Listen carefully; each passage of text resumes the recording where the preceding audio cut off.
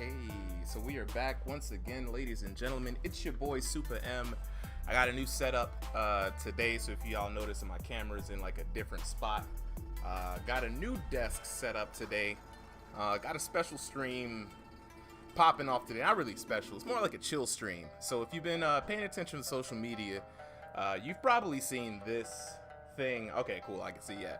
You've probably seen this thing popping off somewhere around the place. This is a little inside joke that me and DJ Cap had last week. I think we were getting beat by Brenlo. Shout outs to Brenlo. Last week they came through and absolutely wrecked us in the arena. Brought their Heihachi. Oh my god. I've never seen a Heihachi outside of Kari Safari. So it was very interesting, and you could definitely tell that that they really honed their skills to hit us with that forward two. I don't know what it would have been. Might have been a forward two, might have been something else. But today is going to be a super duper chill stream.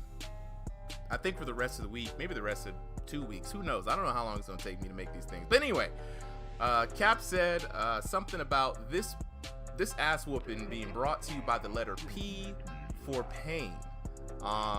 And hey, we got some people in the chat. What's good? What's good?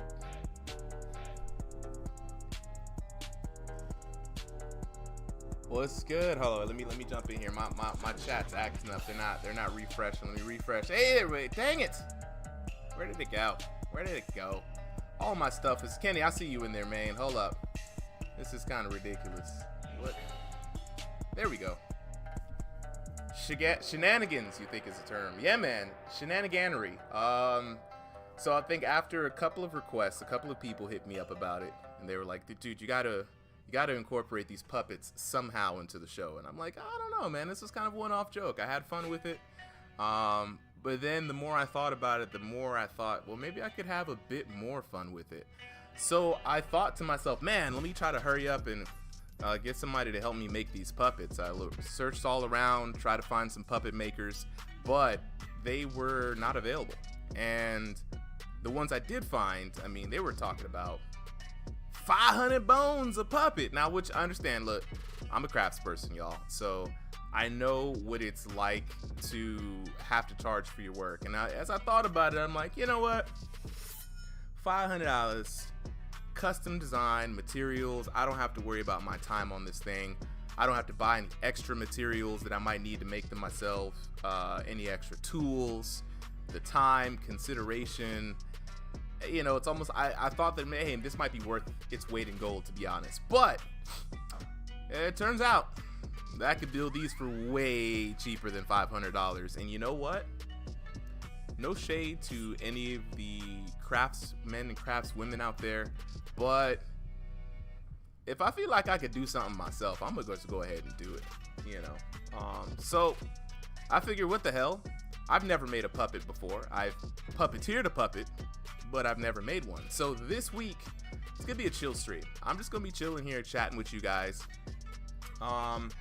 quietly trying to figure out, not quietly, nicely trying to figure out how in the world these puppets are gonna go. I watched an Adam Savage video on a day one build on puppets, and that's about as much experience as I have. So here we are today with a new setup and a new rig. I'm chatting with you guys in the just chatting area, but I've got a new setup today. New camera setup up above me. I got my pen and paper. I haven't drawn in a long time, and I'm gonna be watching some Armor King. Just watch your boy Lil Majin whip up on some people in Armor King, try to learn from some of the greats.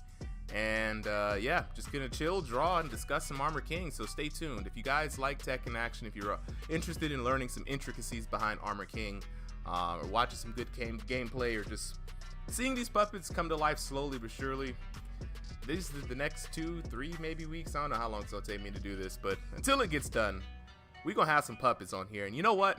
I'm gonna put these puppets in a hot tub and become a hot tub streamer some way, shape, or form. That is the plan. But shout outs to everybody in the chat. Hope y'all had a good weekend. Kenny, bro, how you living, man? How them drawings coming along, man? Hope you had a good weekend as well. I don't know if you were able to get out and about now the city's back open, but hey, we post-COVID now. At least that's what I hear. So, with that being said, let me go ahead and jump into this thing real quick. So, the design of these puppets has a bit of a backstory to it. These two knuckleheads over here were supposed to be me and DJ Cap. Y'all know Cap, he's been on stream a bunch of times. And the inside joke got taken a little too serious. I thought he was for real when he was like, yo, we should make this a segment, but clearly was joking, and the joke became something awesome. So I'm glad. I hope y'all enjoyed that. Like I said, check social out right now. You'll see some of my puppeteering work with my very first puppet. Don't judge it too harshly, y'all. It was my first time puppeteering. So I think what I'm gonna start with is the puppet that's like made after me. Look at this guy.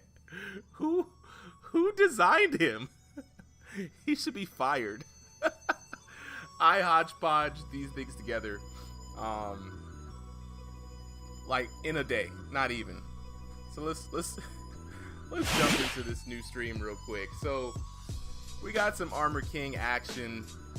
Let's go ahead and get my man Lil Majin in here. Armor King emotes, yes. People want to see more of that character. Hope the audio is good. I don't really have many ways to. He's rated so low. Hope y'all can hear Majin On a lot of these recent crazy tier lists. Anyway, beautiful. What's good, fam? We out here about to draw some of these puppets, and I don't know. I'm starting from scratch, man. I got no experience drawing puppets. I've got some pens. I've got an overhead camera now. This is how we're doing it. We're just gonna jump on in here. Yo, how you living, dog? What's been good in your neighborhood? I know you've been working on your own cosplay stuff for a hot minute, man. How's that coming down? Let me know. No. Also, your boy picked up Armor King. We'll figure out this punch game real quick. Yeah. Your boy picked up Armor King, man. Project character for now. Not really. Why do I have two mics? There it is. Someone got the right punish. This mic don't even really work, y'all. I don't really know what's going on. Nice break. But yeah. Picked up Armor King as a project character the same week that these puppets were born, I guess, invented. I just do this. So let's take a look for a quick second at my references here. And then we'll jump back to Lil Majin in a second. So this is these knuckleheads, what we got going on. So let's start with the Mario character, the Super M, Mr. Scrubs to Dubs on the left. So like I said, Adam Savage's day one builds, you know, they said they basically just started off with general shapes, you know, so something like this, right? And I'm gonna darken this in for y'all. Hopefully y'all can see this a little later on. I'm just working with some pencil stuff right now, just sketching some things out.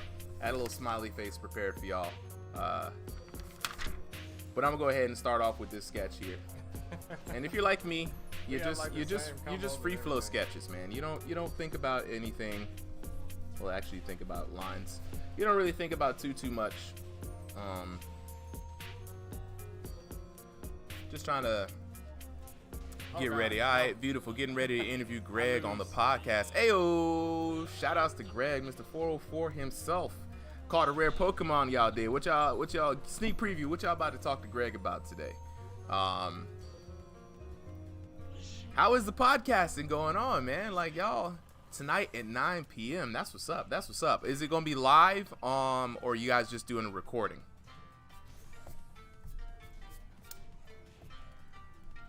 Alright, so let's get it on and popping here. So we got a good amount. I want to say about maybe that much where the mouth is, you know. You love four into and I want to say somewhere around there is where the eyes is. It's gonna be off, of course. That was super sweaty, yeah. Yeah, even though I can play like a bomb, I can play real get him sweaty little. I can do both. Little shapey shape here. Get your Armor King that can do both. Yeah, I like that. Live, ayo. Not really, but yeah. If I'm not still coming through with these graphics here. I'm gonna swing on through and see what y'all talking about. How long do you think y'all podcast gonna run till? Brown. That's the Let's get some. That's the famous saying from the Let's get some legendary ovals. Pope. Some nice, pretty ovals. I'm gonna Bob Ross this thing today.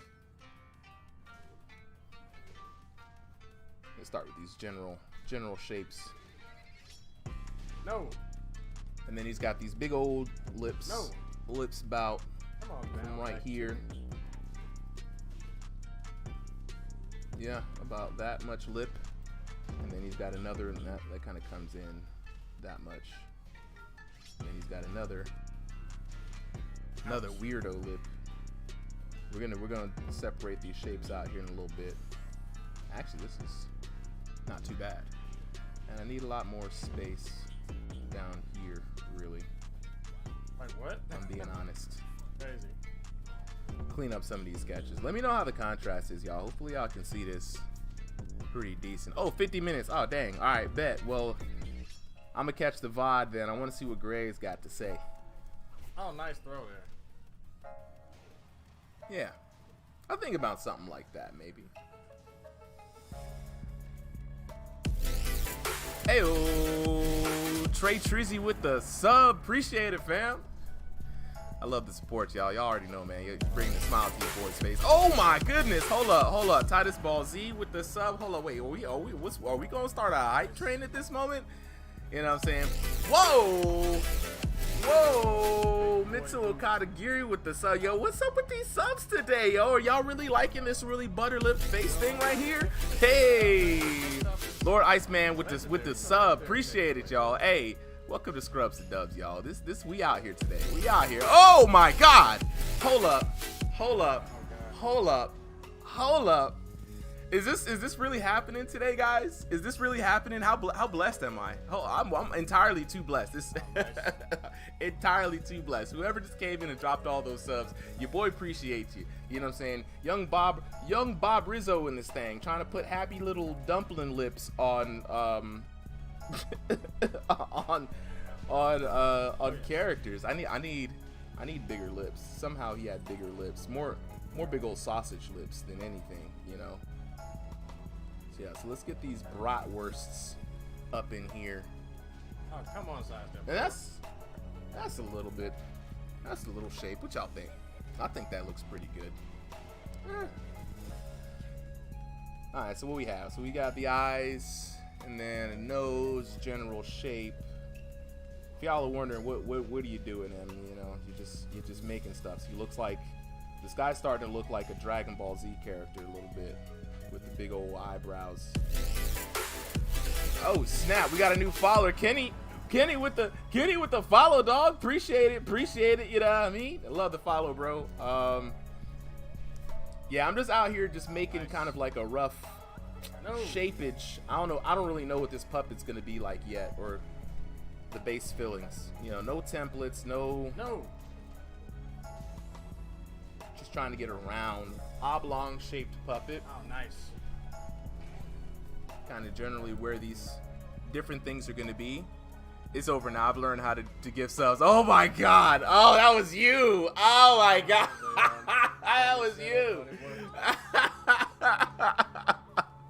I was wondering, I'm like, yo, half these people ain't even in the stream today. Oh my God, this guy right here, dog. Don't drown me in subs. Like my cheeks can't take it. You see how high they are today? They can't take it. But appreciate you, bro. You know what I mean? You already know, man. Appreciate the support, dog. All right, let's get it on, man. We had some eyeballs here. Is the quality of the stream bad? We'll probably decent. We'll probably figure this out a little bit more as we go along, but I'm liking what I got so far here. Dropping frames like crazy. Yeah, like a little. It looks good. I'm gonna take a look at some puppet Quality pretty sus. examples here in a little bit. Really? Might take a few Arbitrary stabs at it. The entire This guy, but you know, around here is where yes, you're right. the puppet's mouth would probably be. Oh. Right? Yeah. The hinge is gonna be right here. Invincible? Bro, I think the back of it's gonna be hand will fit over here. Alright, this will be my hand. Man. This will be my hand somewhere. Somewhere in here. It's gonna be real rough. So I definitely need. Gonna have to have some sort of dressing maybe around here. Oh, this is getting weird really fast. So what happens when you just sketch out ideas? Is the voice chat open to join? If you want to jump in and chat, bro, we can for a little bit, man. I'm just out here chilling today. Nothing really much to talk about outside of just trying to figure out my thoughts here. Trying to get these puppets roughly thought out today on the stream. Today's goal, to be honest, is to just think out how the mechanics of these puppets might work. Oh, dang, I just realized something. Oh my God, Kenny, is that you again? It is. Oh, you a dang fool, bro. I fucking love it, man. I fucking appreciate the shit out of that. Hey, where my Ledium at, though? Real talk. You know what I'm saying? You gonna try to distract me from the real stuff, man. I need my Ledium. You know what I'm talking about. Nobody else is gonna know what I'm talking about, but you know. Let's see here. Oh, okay. I see. Kenny's left the chat. All right, I'm gonna have to catch him offline. I see. Oh. All right, I forgot that I had left my chat. Put him on the wrong side. Y'all need to be chit-chatting over here. Not. I was wondering about all this.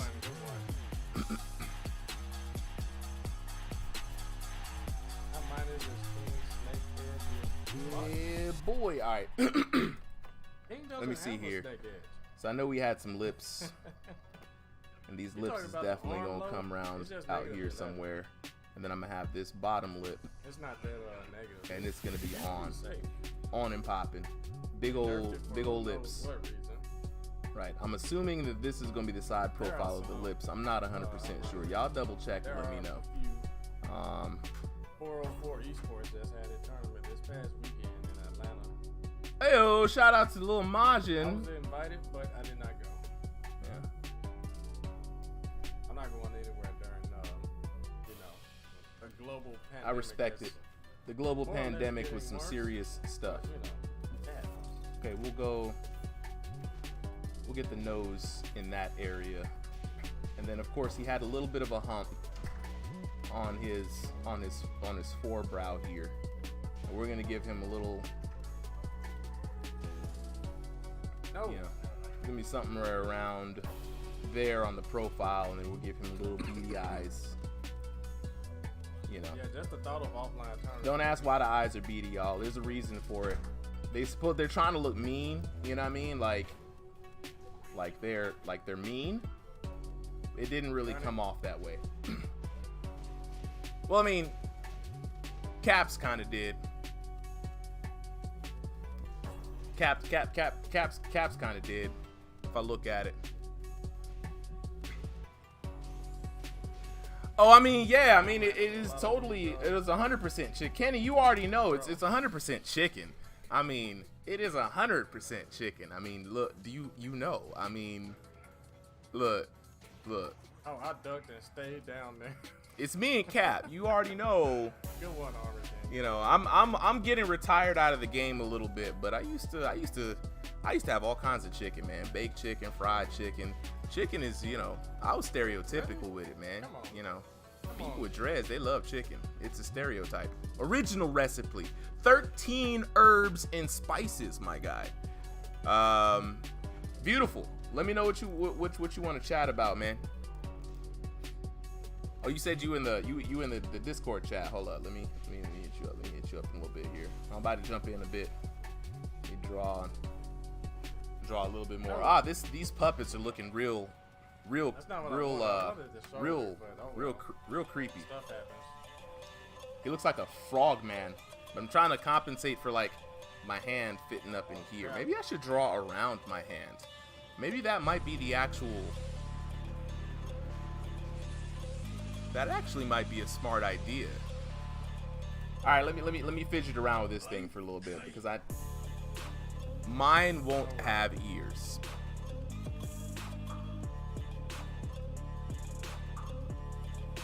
Dang, should I make them ears? Makes too much sense. You're right. It was entirely too much sense. Hold on, let me jump in this chat real quick. Beautiful. Hold on. Are you talking about the vaccine? Let's see. Jump back here.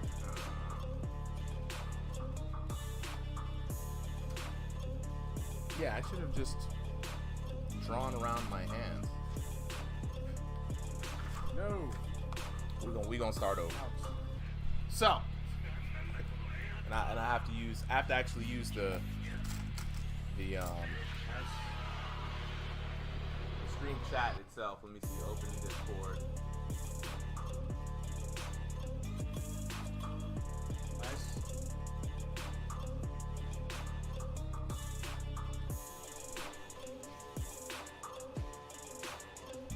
Oh, I got lucky. D-Weave in the chat was I got super lucky. You knew I was gonna do that stupid clothesline. I can't get away from it.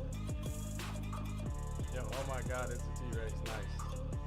Freaking Patrick. Where is my stuff? Jack, are you tripping? It's getting old, y'all. That's what the vaccine Couldn't find my does. own Discord. That's when you know you follow way too many Discords. You can't even find your own Discord. I mean, All right, let me do a little audio check. 1 2 1 2. Beautiful. What's good, bro? You on the air?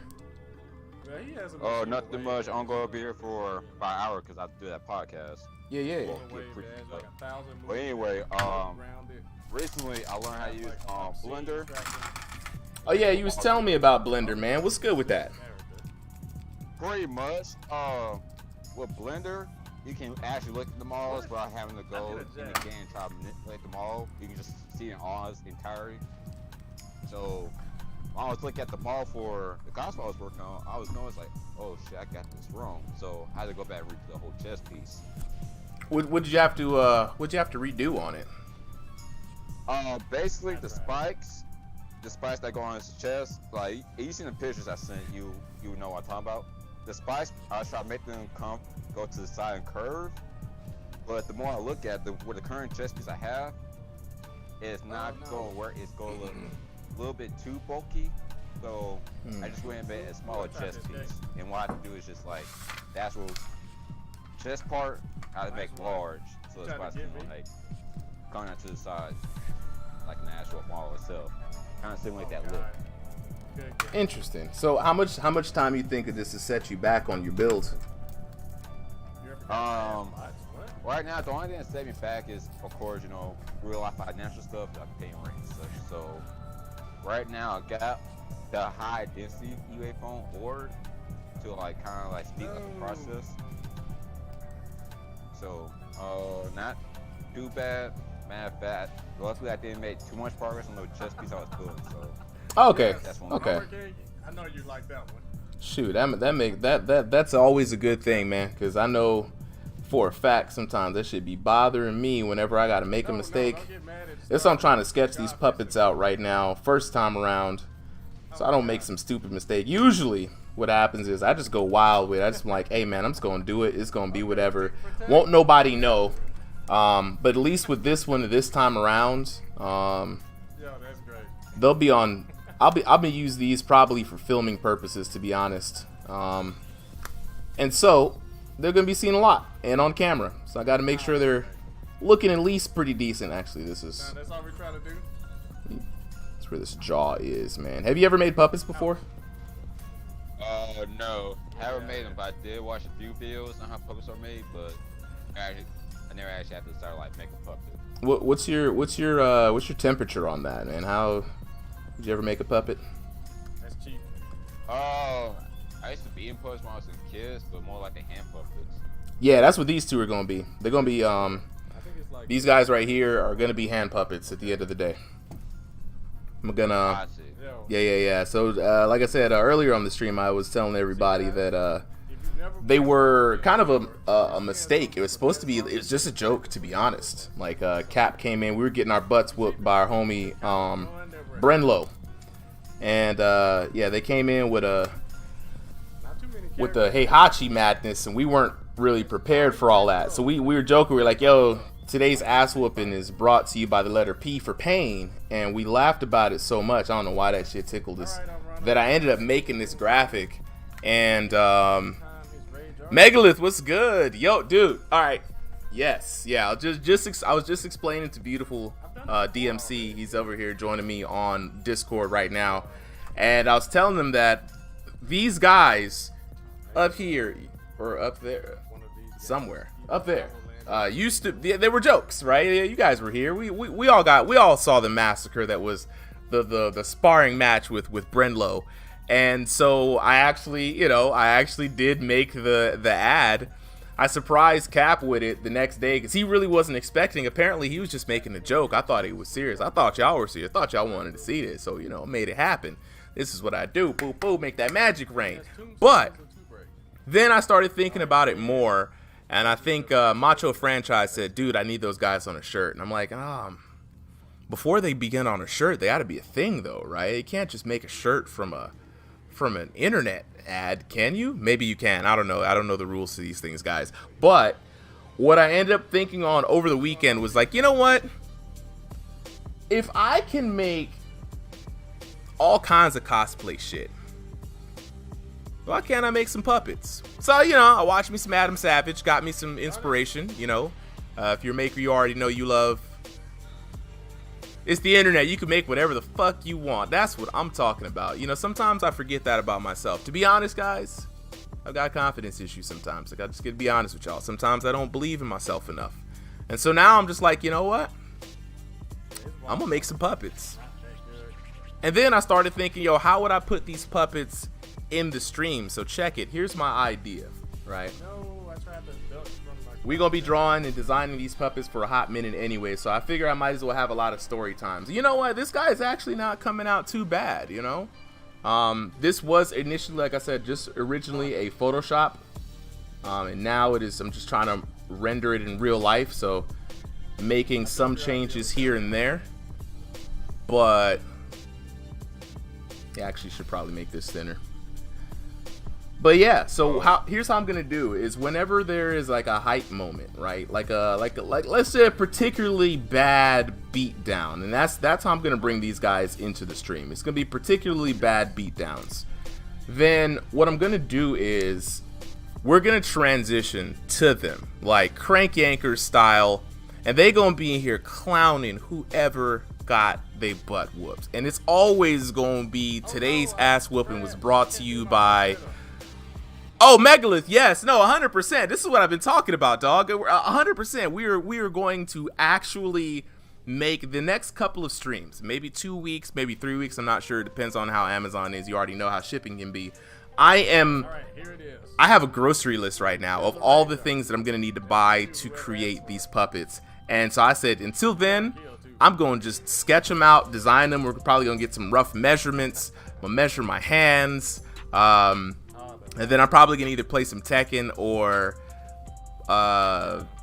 actually Knockout League came out today. If you guys don't know, Knockout League just dropped. So I might just play some Knockout League. But Megalith, yeah, 100%. This is happening. Like you said, man, it's the internet, man. We can do whatever the fuck we want to do. And right now, we want to make these puppets. Yo, beautiful. What's good, bro? So you heard about the NKX tournament? I heard something about somebody DDoSing the mess out of some players during the MK tournament. Is that what you're talking about? Yeah, I was trying to watch it because my coworker convinced me to buy NKX, right? Mm-hmm. So yesterday I was trying to live it for a little bit. Yeah. Thing is, with Mortal Kombat is that the animation, I can't get used to the feel of Mortal Kombat. It's like there's no key poses. It feels like characters like just left in wet air. Keep going, keep going. This you're describing Mortal Kombat almost to a T. Yeah, I'm just like, why is there a throw button? I don't understand a block button, but why do you need a throw button? Like, old school, man. Old school for the old fools. Back when throw couldn't be a combination, it had to be a button.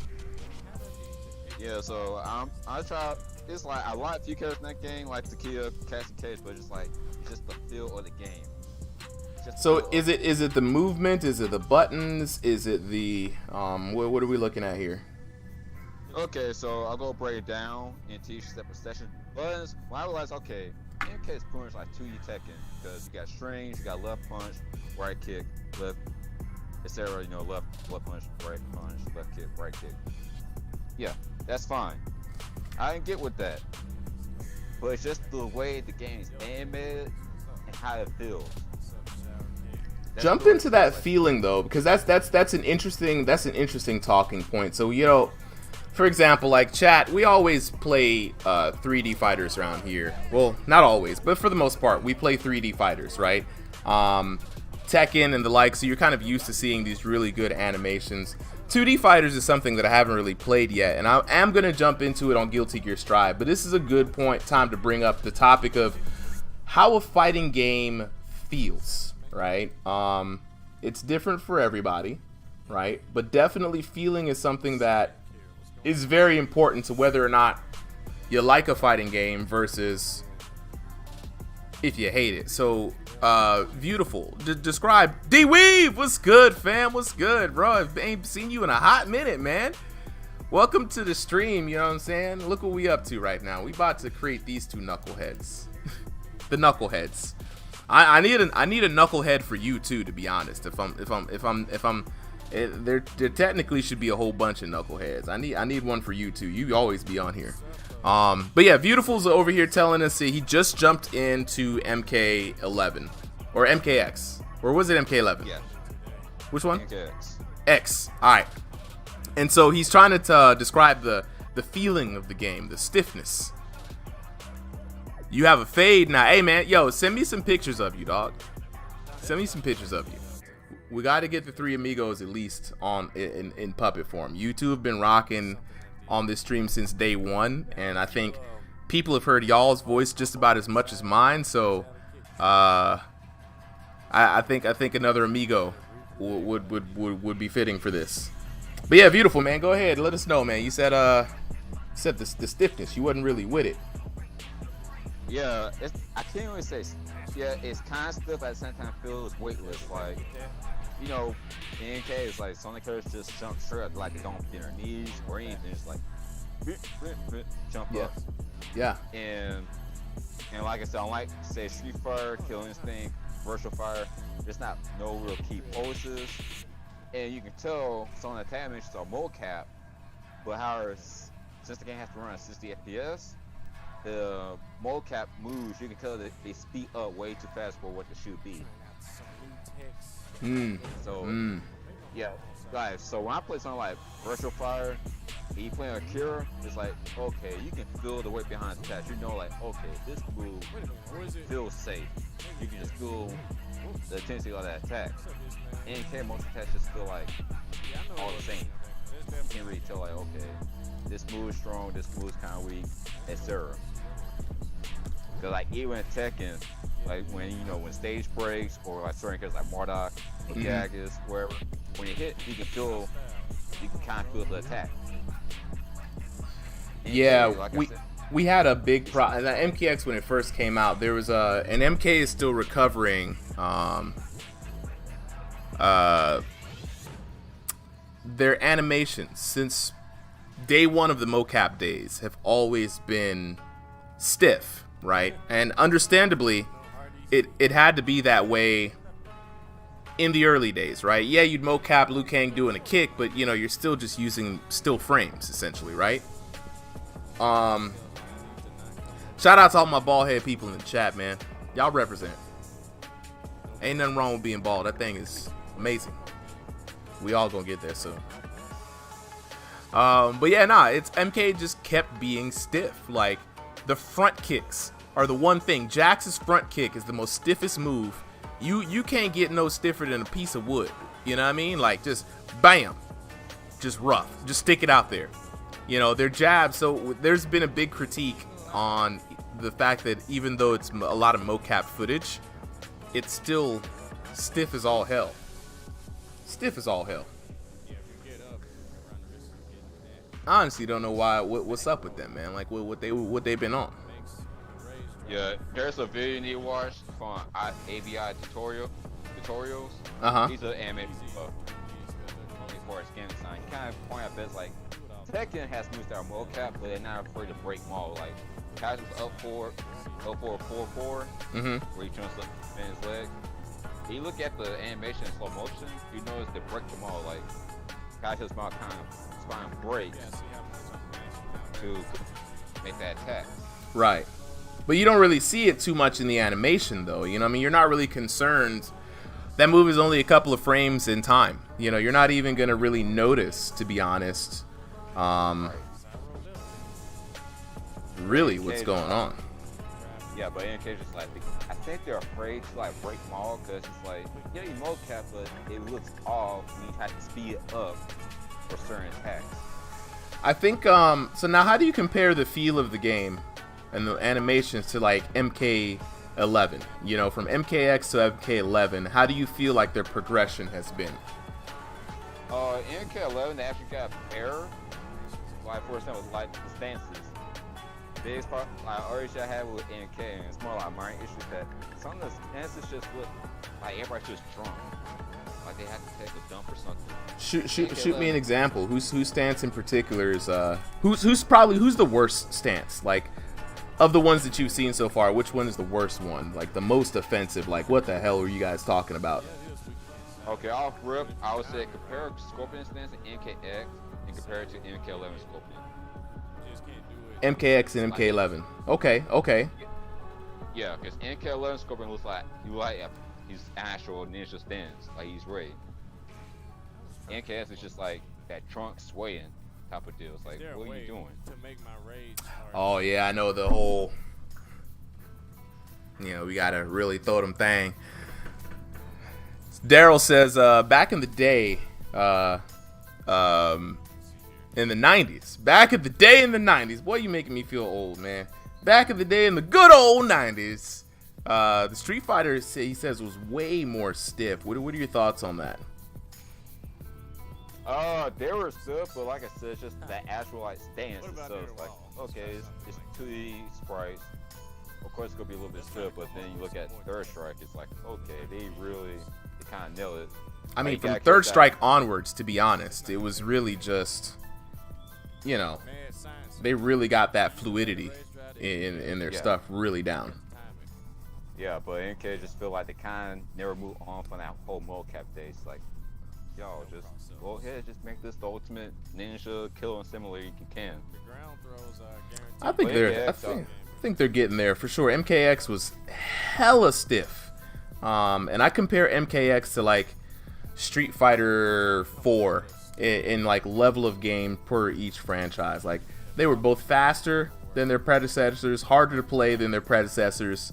You know, different animation style for sure, but you know, what some people always default back to, they always go back to like the MKX or the Street Fighter 4s when the current game.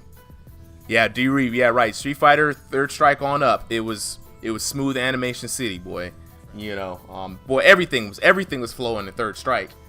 So if we take the projection here and project on over to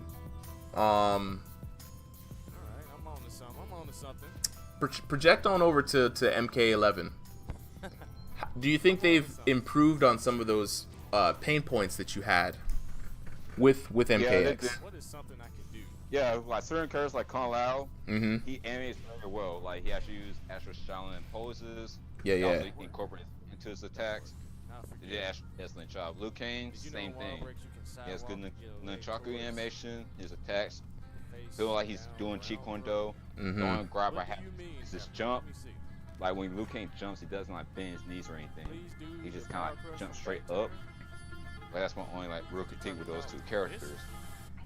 Jazz Sonya, they have proper like military stances. Like they actually been trained in special forces. So they get in there. However, then you got characters like Terminator, where it's like, okay, he's a robot, it makes sense, but I saw his down kick and it's like it looks janky as hell. Like what the hell? It's old school.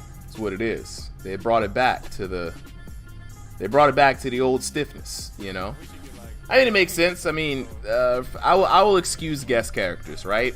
They don't necessarily fit within the same rules or molds with the main cast of characters, so I give them a little pass with that kind of stuff. Actually, I need to actually make this one out here. The profile needs to be a little better. Oh yeah, I did link the 2 videos to you on Messenger. You want to check those out, or you want to play on stream? What videos you talking about? The AVI tutorial videos. Like, he goes in depth with the animation. Hold on, let me check here in a little bit. I got the I gotta take care. Look at my references here. Got to get these characters on and popping. But as an NK player, he asked this question today, like, okay, what is the point of the stand switch? But I know that's been a hot topic as far as NK animation. It never had a purpose. I can tell you this right now. That stand switching button never had a purpose. Now, I tried to find a purpose with it with the collector, and I did find one use, right? In MK11, stance switching is good if you're the collector. You turn your back to the camera, right? So where you can see his arms in his backpack, and it's hard to see the mace startup animation. For the first couple of frames on there, you can't really tell that he actually started the move up. So it allows for him to get a few more frames of mental frame advantage, really. Because somebody, if they're not expecting it, then this chain ball comes flying out, hard knockdown, you know, and sometimes you can hold it there, and of course you can hold that move, but they can't really get the animation on when he's about to let it go because his back's turned. Outside of that, I just really don't know. I don't really know what is up with that, to be honest. Yeah, because in Rush Fire, there's some characters that have a like stance button when you do punch K, and guard all together. Like Jesse and Sarah, the Brian siblings. That's because certain moves are different when they change stance. Yeah. And Tekken definitely had a different philosophy, right, behind its games than say a Mortal Kombat did, right? Tekken, I always tell people, I feel like Tekken was a fighting simulator, right? In the way that they really focused a lot on the actual styles, right? Like Hwoarang with Taekwondo, you know, very, you know, they're very much a more grounded in reality fighter, as crazy as some of the moves can get, right? Because them hell sweeps are not realistic, I'll tell you that much. But it's like next level similar. Right. But they did a really good job in keeping with that that kind of like, oh, this is a real fighter kind of aesthetic, right? Now where Mortal Kombat is, there's no real, it's all fantasy. It's all ninjas throwing ice balls. I think the funniest thing to me about the MK movie was the fact that they made references to how ridiculous the game was. Especially when Kano was like, so what do I get? Am I going to shoot knives out of my hands? And I'm like, yeah, Kano, that's exactly what you get. You don't fuck with laser beams heavy until way later on in the series. So, take it with a grain of salt. I see. So you kind of seem like NK kind of has a little bit of identity crisis. Like you all try to be realistic, but at the same time, it's like no, MK never tried to be realistic. MK was a fantasy fighter from the get-go, and I think the one time they tried to get realistic, when did they incorporate those styles? Was that 4? Was that Deadly Alliance when everybody had like a style? I knew it's in the 3 Gale era of MK.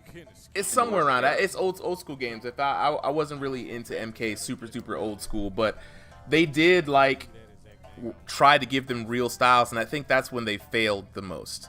The more realistic they get with MK, the more failure it is. So they ditched that and said, well, we'll just put the styles within the flavor of their moves going forward and not necessarily make you have to go into a stance per se, right? And I think that worked out better for the MK franchise stylistically, right? They have, I think out of all of the fighters, they have the most, except for Street Fighter. Except for Street Fighter, I think MK has the best identity out of all of them, right? Everybody knows a Scorpion, but not everybody knows a Kazuya, you know? Everybody knows Ryu. Ryu's top tier esports right now. He's the poster child. He's to the moon, boy. That man in Fortnite. You know what I mean? Ryu about to show up in your favorite video game.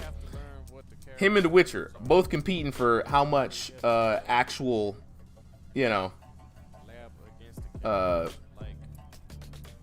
actual like space, you know. But like they're jobbers. You know, it's what they do. I think Tekken could use a bit of that for their characters. And here's the reason why I say this. On really a fun fact, I think in one of the NK3D games, I think it was Armageddon, some of the combos in that game changed based on your TV output. So certain combos won't work with 240p, some combos will work on 480i. I have to find that video, but yeah, that's the thing. Interesting. I had no idea, to be honest. Yeah. Like, huh? That's the mail. You have to change your TV settings for certain comments to work. Interesting. I wonder. Do you know why that is? I mean, I love that fun fact, to be honest. By the way. It was a tweet on Twitter. I forgot what's the exact cause. I think it was a programming issue or wherever. But yeah, that's the thing. Maybe a lot of them. So legit, you would have some 240p combos. Interesting. Yo, that's kind of wild though. I mean, there should be like a write-up on all the video game bugs out here that have been existing for the years. You put them like that right there. Let me put that. Actually, these are probably closer together. You know. But yeah, that's mad interesting. I had never really heard of that. But shout out to everybody jumping in the chat. Want to just remind you guys that today is a chill stream.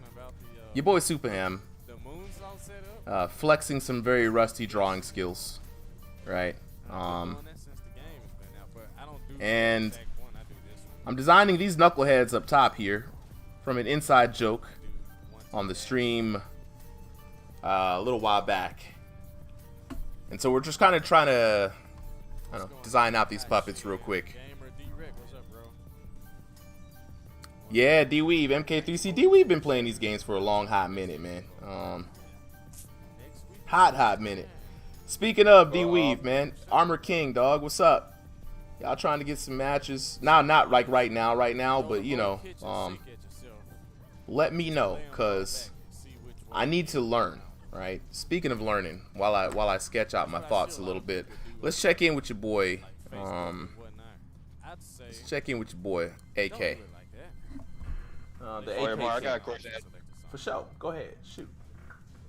Alright, how do you feel about First Strike Esports? Because we already know it's probably going to be a poor First Strike 5 Pound Showdown. Are you going to try to learn that game or just play casually?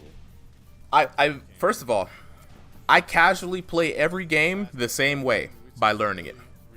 I won't be showing up at tournaments. You know, if I had more time, definitely would be out here in tournaments. 100%, man. You know, life keeps you away from all the options, but taking advantage of some other ones right now, trying to buy me a house, you know, getting on my life and stuff. But I was Virtua Fighter. I'm torn, 100% torn, and here's why I'm torn. Here, let me jump in because I need to get in real close to talk to y'all real quick. Where my just chatting at, right? I just got to chat with y'all for a little bit because I'm hella torn. I'm not gonna lie, mad torn, right? Here's how I'm feeling today, guys. I love one of the characters on Virtua Fighter. Outside of Street Fighter 4, this game had one of my favorite characters in the form of a judoka, right? I've been telling you guys a long time. Why don't we have a judo character? Lawrence Jones, what's good? Welcome into the chat, my guy. We out here chilling. But yeah, Go Hinagami, right? He is, I guess, the main protagonist or antagonist, or how do you call the bad guy anyway? He's the bad guy in Virtua Fighter. One Yeah. of your antagonists, but Yeah, that's what it is. Yeah, antagonist. I got my SAT words. He's one of the main bad guys, which even made it better because usually all the judokas so far have been good guys. And this guy has a style of judo that is vicious. It could be compared to Adon's style of Muay Thai. It's very sinister. You know, he's having entirely too much fun throwing people. And what I liked about how he plays in Virtua Fighter is that Virtua Fighter, even more so than Tekken, right, is that realistic fighter. If you want to go style for style, Virtua Fighter is where it's at, right? No special moves, no, just hands. Two of them. gimmicks. You know what I'm saying? Of course, gimmicks, float gimmicks, and stage out gimmicks, of course, cool. You know, but you know, ain't no hell sweeps, ain't no electric wind fists. It's just punches No and rage. kicks. No rage, no mechanics, no comebacks, no nothing, right? But what was cool about the game was that just like Tekken, they took a lot of care to make sure that these styles were represented in the gameplay, right? Look, Lawrence Jones, you already know what I'm talking about. You know what I'm saying? He is that dude. And so with Go, as somebody who took judo classes, there is a concept of off balancing your opponent, right? The throw comes after you off balance an opponent. You can't throw anybody without first off balancing them in this word called kazushi. Kazushi, right? Spell it out. And what's great about Go's throws is that in Virtua Fighter, you had the forward throws and the backwards throw, and that's how you kind of knew, hey, you know, if he's throwing forward, I'm reverse forward. He's throwing backwards, I'm reverse backwards. As a command grappler, he had an up and a down throw as well. So he would grab you by your lapel, right? Get you nice and wrung out, you know what I mean? And then when he had you in this grab stance, it's similar to Ganryu's hug stance. He could choose to move forward, back, left, and right with a Kazushi maneuver first. Now here's the genius about this guy's character. If I pushed you forward, right, or backwards in your case, you would then hold back and try to break the throw.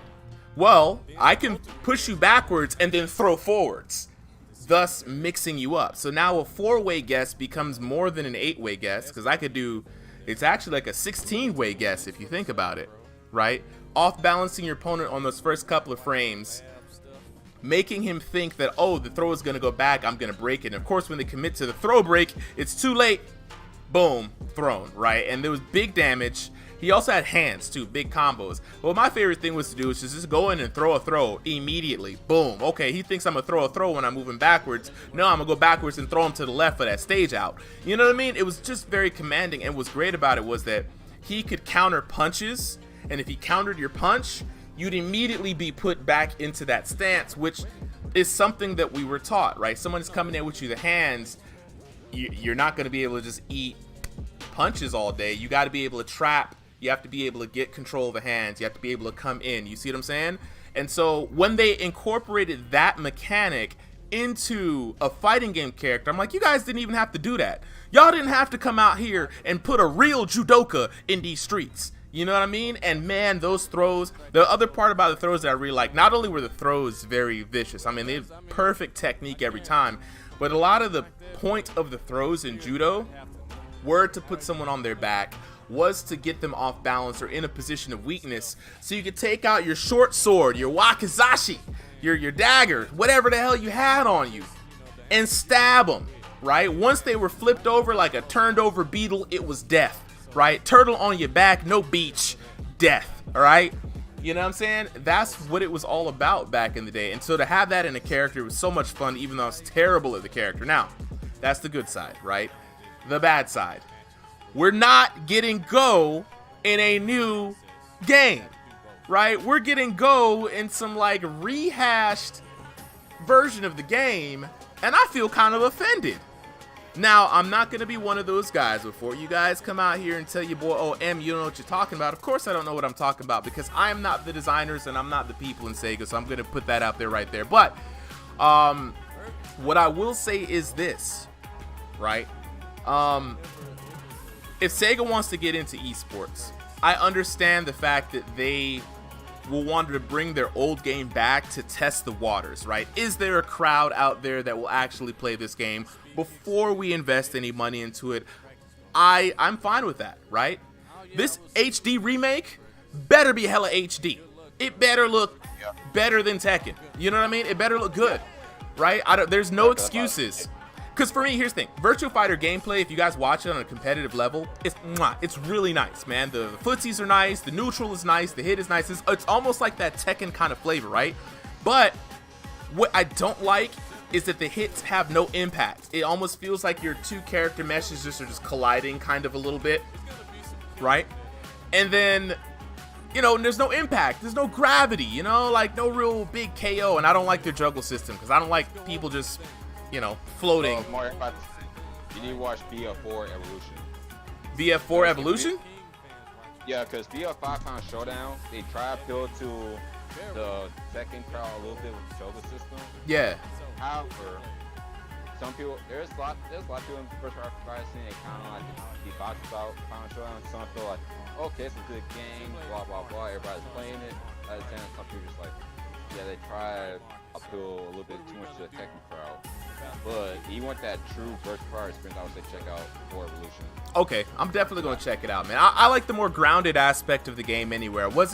The juggles didn't feel right. And I'm glad to know that that wasn't an original concept of the game, but that was just them trying to get to a different crowd, which I respect. But you know, chat, let me know how y'all feel about it. For the folks who have checked out, who know Virtua Fighter, are y'all excited for this VF5 Esports Edition? Will you be participating? You know, what about you, Beautiful? What you think? Pretty much. So here's the thing about Virtua Fighter 5. For the longest time, people were like, hey, y'all putting this game in your queue as a mini game, just go ahead and forward to our system. Just go ahead and do it. So I think Sega now is like, okay, we'll go ahead and forward because people will like it in your queue, so there's a demand for it. There's still people that play Final Showdown. Oh, for sure. PSN. Yeah. In Xbox Live, because I was just playing earlier on Xbox One, and there were still lobbies for that game on Xbox Live. Yeah, there's a community definitely keeping it out. Now, I'm not familiar with the community, and I'm not even going to pretend that I'm familiar with what's even going on, because I was as surprised as everyone. I thought Akira was going to go, you know, jumping into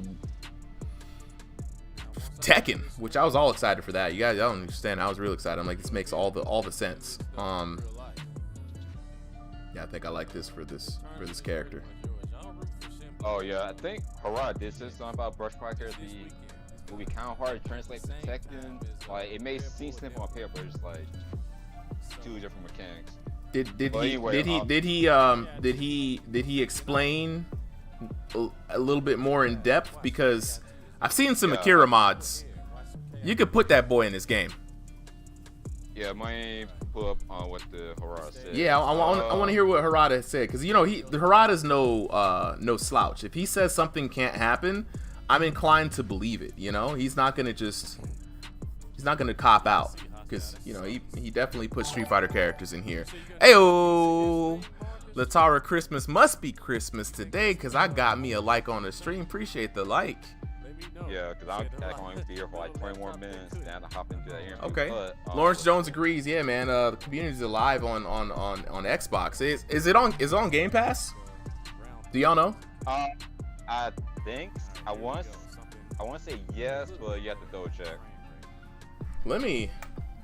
I want to see. Okay, hey y'all, let me know how these puppets are going, man. I think this is an interesting first attempt at this puppet. It's just a sketch, just rough. I'm gonna move this up a little bit here. I might actually zoom in. I actually didn't think I was gonna be drawing over. So I can't find an interview right now because of time, but I did find this treat. He did say back in the day they actually did consider putting Tekken on Dreamcast, and they were considering putting on Brush Fire guest character at that time. Oh. I think it was like Tekken Cat 1 on Dreamcast, and they go put a Brush Fire character in the game. Wait, let me turn camera. I mean, I think it's possible, man. But I do believe him when he says the mechanics are different, because they're not the same game, right? It's trying to translate. Dang, it's not on Game Pass. Oh man. Ayo, another one. We got him. Mike Benner likes on the stream. Appreciate it, man. I always love the support, y'all. You know, I appreciate it for sure. We out here drawing these puppets, these knuckleheads. I think I got a decent Super M puppet. Yeah, but also Rush Fire to Tekken is kind of be hard to transfer. It's not like DOA where DOA was literally built on Sega's arcade board. Yeah. Same buttons, same general prints.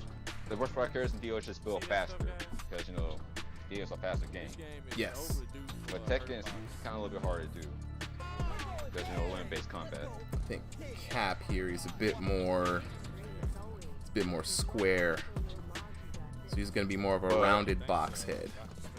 But as far as the esports thing go, I'm hoping that it's just more like a test. You know, just to test the waters. Then we get actual Rush Fire 6. Kind of like what Capcom did with AMC 2 re-release. Kind of like, here's the port of the old game, then year later, here's Marvel's Capcom 3. So I'm hoping that's good. So have a Rush Fire. Hopefully. That will all depend, I think, on how well it's received. If it blows up, if the fans come out and it blows up, like Lawrence, how strong is the community for Virtua Fighter? Also, is it hard to pick up if you're like me and it's coming from Tekken? I'm jumping into these 3D games, man. I can tell you off rip. If you play Tekken, it won't be too hard to pick up. Just can't play it like strictly like Tekken because that's where you get blown up. Mm-hmm. No wave dashes. What are the key differences? What are the key differences y'all think between the two? I want to say Virtua Fire is more yummy based. It's more based around pokes and such. Especially like you try to play 4, it's not so much emphasis on combo. It's more like you have to actually know what your opponent's doing. Plus, our difference is character weight. Like characters in Virtua Fire have weight classes, so some combos won't at work. So I know you like sumo wrestling. So your boy, not gonna read you Virtua Fire 5. Oh yeah. So he can't really be combo like that. And he's considered one of the best characters in that game for that reason. It's like, oh, shit, I can't recon with this man. I have to rethink my whole strategy. Now, interesting conversation. Real sidebar. What if Tekken 8 had weight classes? Oh, people go. I think folks will be held as sauces because like you got characters like Marduk, Ganryu, King, and Armor King would definitely be up there in the heavies. Who else would be up there in the heavies? Marduk, yeah, you're right. Marduk would be up there. Like, what's crazy is, right, you got characters like Zafina and Xiao Yu who are hella evasive, right? So do they make their evasion better to offset their weight class? Is that what you think it'll still be a problem that way, huh? I know. Okay, so Virtua Fire has a character called Alina. She's a monkey light style. She's pretty much like the Xiao Yu of Virtua Fire. Yeah, Xiao Yu definitely got them. Yeah, the monkey type moves. Yeah, she's a lightweight character, so her main thing is this. Yeah, she can carry you too. She has very good mix-ups and such. But her thing is that on stage with no walls, she's very easy to wall carry and ring out. So her speed mix-up and mobility is her strong suit, but her lightweight is her weakness. Type of deal. You think that would translate well over to Tekken? Once it's to a extent, kinda, but again, Tekken doesn't have that ring out system, so I don't know. I think that to sit down, like, kind of rework some things. Oh, 100%, for sure. I don't know if this is gonna turn out well. Hopefully, y'all can see this little sketch I'm working on. I'm trying to. Yeah, because I know one complaint will from a casual standpoint is like Tekken does have some long combos, so you just naturally you're a Xiao Yu player, you getting juggled by someone like I say Geese with a weight class system. What if is that a lot of times they get knocked back too far that you can't juggle them? The knockback is too much. Like Ganryu just sends Xiao Yu flying. There's no, I see what you mean. You know what I mean? Like there's got to have to be some kind of checks and balances, right? But I mean, Tekken kind of has that a little bit. We all know of the female hitbox. We all know of the the bear hitbox, for example. There's some small wonky stuff here. If my boy Roger comes back, we all know. His ears are high up here. Oh yes.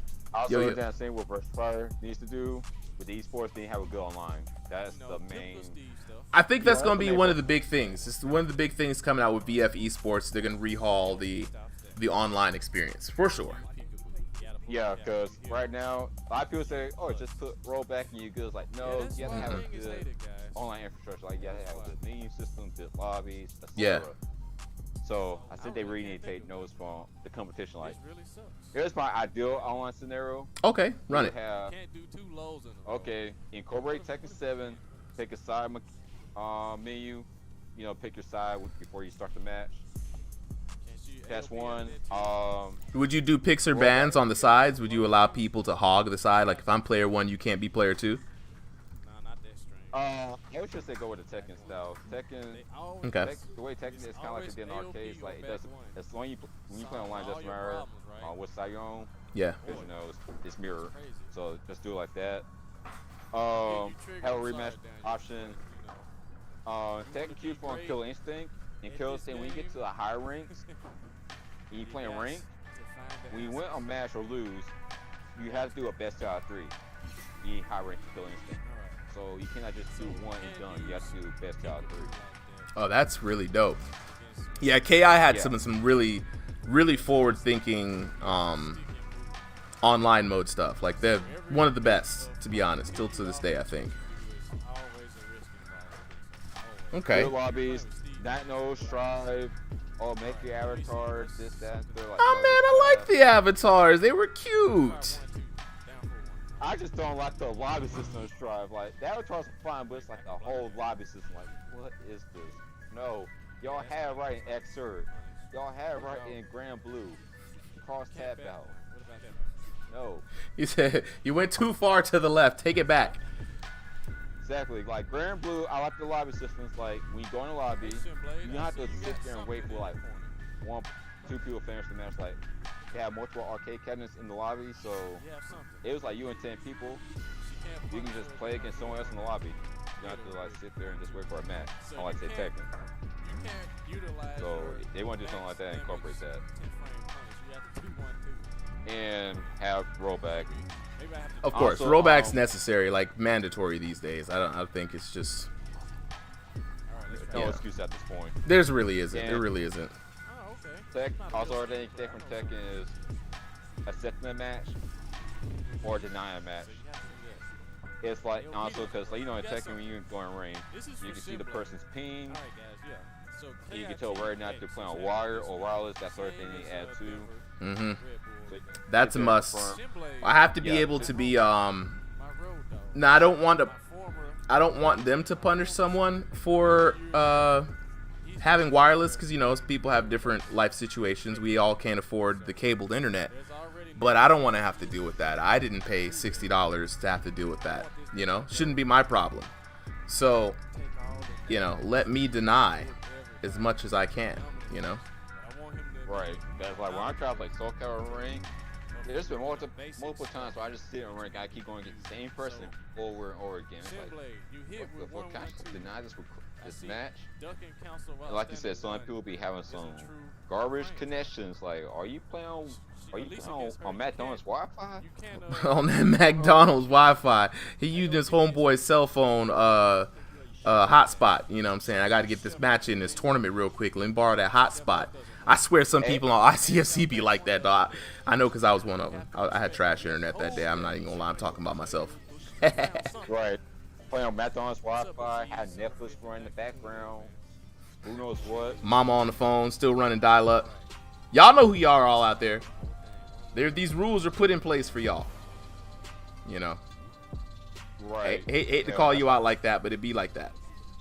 Right. I can even play Smash Online for a long period of time. Ooh, all the Smash kids. Mamas don't want to pay for no internet.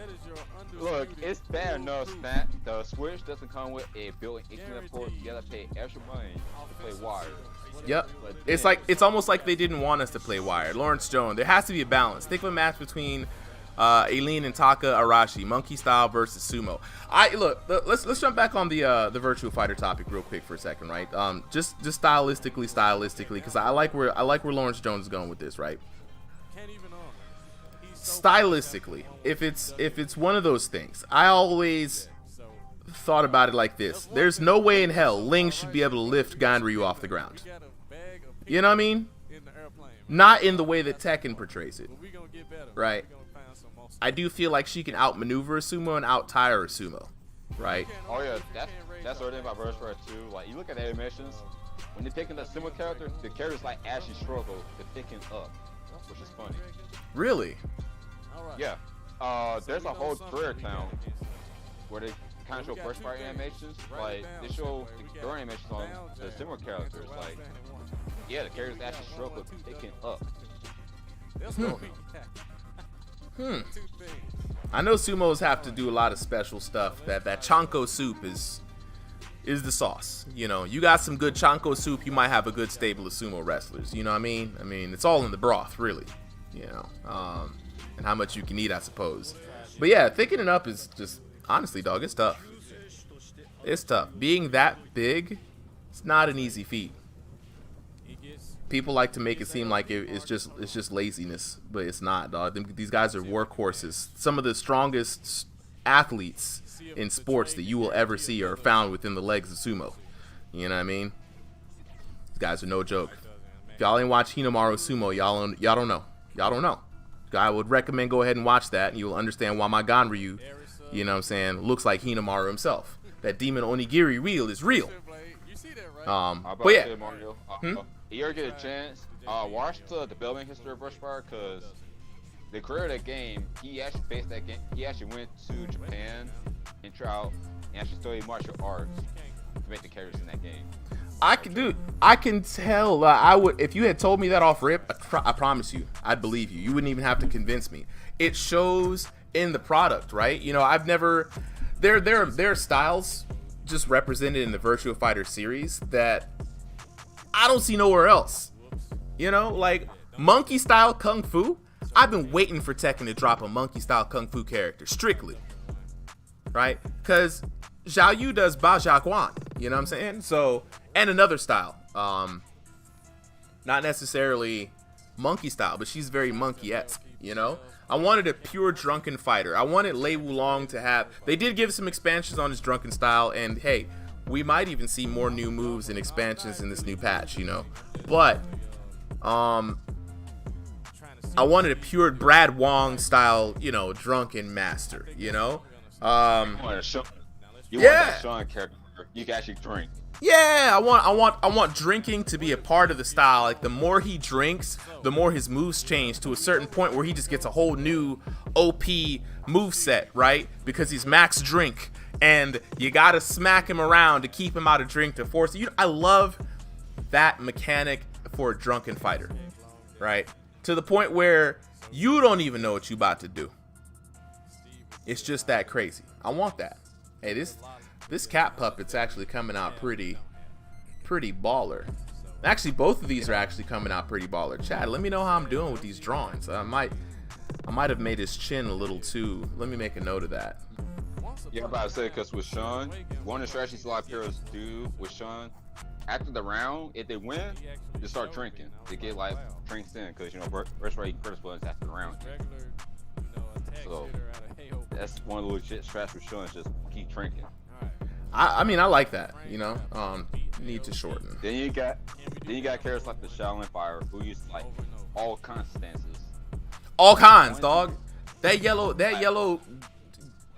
gi or whatever we wearing, that don't be flowing, dog. Flowing. You don't see Shaolin Kung Fu in fighting games no more. You know? Yeah, you just you don't. got this character who literally has over 10 stances in his moveset. I'm with it, dog. I'm with it. And Jackie and Sarah, yeah, they use Jeet Kune Do, but you can tell it's like really fleshed out Jeet Kune Do, like not just piercing imitations, just straight up Jeet Kune Do. Like Jackie counters attacks and such. Yeah, it's kind of like who does it? Law and Lee both have Jeet Kune Do as their styles, don't they? Yeah. Yeah. two different styles or two different approaches to the philosophy of Jeet Kune Do, which to me was always pretty cool. I'm not gonna lie. Actually, let me just give him about that much chin. I'm gonna pretend like I cut it off. For me, it was really cool because martial law is, you know, your traditional Bruce Lee clone, probably one of the best Bruce Lee clones to ever did it, you know. Right. And then you got Lee, who's not a Bruce Lee clone, but he definitely does Jeet Kune Do in the sense that he has a Jeet Kune Do base, but he took the best of all of the other styles, right, and made his own martial art, which is essentially what Bruce Lee was trying to do. So it's Jeet Kune Do in spirit, and I love that. I wonder how these, man, this one right here, this guy right here is gonna be weird, guys. Also, learning about Breath of 4, since you said you're a bro main, Breath of 4, they had multiple throw breaks, so you legit have to guess the throw directions before you break it, too. So. That's what made playing Go fun. The throw break system. It was the most. I've recently picked up Armor King because I finally was like, you know what? I'm gonna play a grappler, and I'm not gonna play King, and I'm not gonna play Jules because my roommate's playing Jules. So now he and I can have wrestling matches between Armor King and Jules. And I just want to grapple people, man. That's all I want to do. I just want to put my grubby hands on people and just you know. Let's see. All right. That Shundi in VF, he drinks as you play, and his movesets change when you have to put in. See? Virtual Fighter already got me, man. I need to know when that podcast is coming back. I love listening to the brothers talk about fight. Look, we don't know when the podcast is coming back, man. Sad news, sad times. We have differing interests. Myself is a pure fighting game enthusiast, and I think outside of Mr. Magic, and he took off from fighting games for a little while when he moved away. So this is a solo project, man. Maybe we can kind of bring some of that back. You already know Beautiful DMC is kind of taking up the flag on the podcast bit right now. He's got a podcast right now. You and Henry about to talk to Greg, man. What y'all about to get into? Let Lawrence know. Pretty much just go into the grid, ask him like history of 404, how does he feel running during COVID, you know, the whole thing, like how to stay open, you know, how you feel when offline tournaments coming back and such. Yeah. The Smash Zone that happened last year, you know, as far as like keeping it safe. And just, you know, general stuff.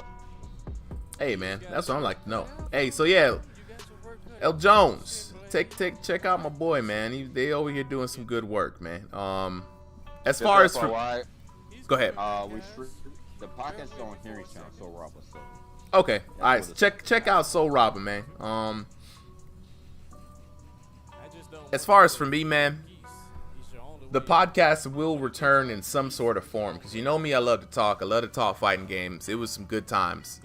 How it's gonna come back, I don't know yet. We might do something on this stream here, to be honest, dog. If I did something on stream, bro, would you watch? Would you listen? I don't know what it'll be yet. I don't know. I want to talk about. I don't know what I want to talk about. You know, it might be on some hot boxing with Mike Tyson type stuff. You know, I might just bring people on. We might just get a little smoke sesh going on and. 85 to South. You know what I'm saying? Just chat it up. I don't know what it'll be, but it's gonna come back. For now, we designing puppets. Oh hell yeah, dog! I got the buy-in. Hey, then just stay tuned, bro. It's gonna come to be something. I've gotta move in 2 months, and I'm gonna be finding a new spot. And when I do find a new spot, then I'm gonna try to set up another podcast gig. You know, what I really want to talk about, to be honest, man. You know what's really on my heart, Jones, is the psychology of fighting games and the people who play them. Right, what we deal with, you know, how we overcome them, all that jazz. right? Oh yeah, I'm gonna give him this round schnozzum here. Because for me, Get ready. oh, you about to jump off? Hey, bro, good luck on that the stream. You know what I'm saying? I'm proud of you, dog. Yeah, Keep doing y'all thing out there. Yeah, we already pretty much had a podcast today. Hey yo, that's what I'm talking about. That's hey, I think Greg ended up getting it for the shop, didn't he? He got Versatile 4 Vanilla. I need him to get Evolution. I had 2 copies of Versatile 4 Vanilla, but I don't have 2 copies of Evolution. Otherwise, I would just give him my copy. Okay, bet. Well, shoot. Like I said, bro, good luck on that. You know what I'm saying? Y'all have a ball. You know, I'll be right here drawing these puppets. And yo, Lawrence Jones, yeah, man, bro, I'll hit you up, man. You know what I'm saying? Look, you keep coming on here and chatting it up with your boy. We might just get something started. You never know what could happen organically on this stream here. You know what I'm saying? I definitely appreciate the support. You already know I love to talk about me some fighting games. Beautiful, dog. I'll catch up with you later, man. Like I said, good luck. I'll holler at you later, bro. Feel free to rate here his channel. He kind of needs. Oh, for sure. Give the homie some love. I'll see y'all later. All right, then. All right, let's go. So we back at it with these puppets, man. But yeah, Lawrence Jones, dog, for real, dog. If you could talk about anything about fighting games, what would it be? What would be the topic that is number one on your mind? Just dying to chat about. I actually think these turned out pretty decent, y'all. I'm not gonna lie. Probably should give him more forehead clearance here. These actually didn't come out too bad.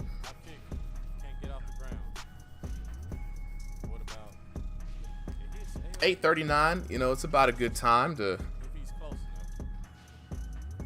yeah, maybe a little bit too much chin, but this nose may be a little too real. I need more of like a Bert and Ernie nose, I think, for this one. Too real.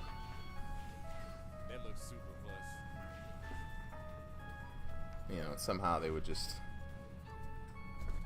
Wow, it's not super close. It just only looks like it.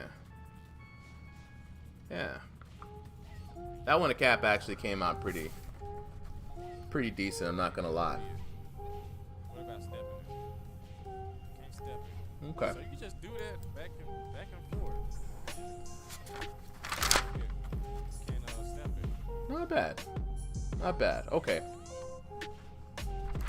So what would we need to do to create these puppets? I think I had. Okay, no. Yeah. What do we do to?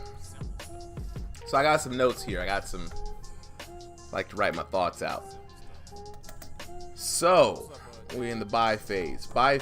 Right? We need foam patterns. We need molding clay. Okay. So the next step, I need to get me some molding clay, right? We got to start with examining the designs here, right? Yeah, I know about that. Lawrence, you want to talk about turtles and mechanics? Okay. All right, and counters. Really suck at counters. Bet.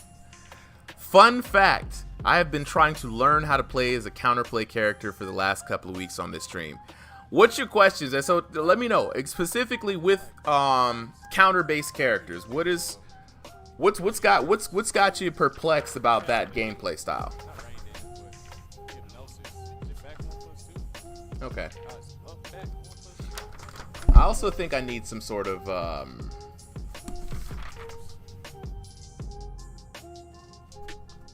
draw out some puppet shapes. I gotta visualize what these. I'm probably gonna get a pen. These are gonna be some rough and ugly sketches. But yeah, counters, man. What's good? Okay, maybe no pen. So my character definitely mouth plate. Mouth plate looking like that, and then I have a little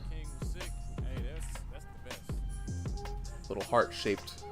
They do love the heart-shaped. The heart-shaped ones. The heart-shaped tongues. And then that'll give me this much. I want a little bit of a lip around. Never done a drawing stream, so this is probably, I work real small, so we probably need to zoom in on this a bit.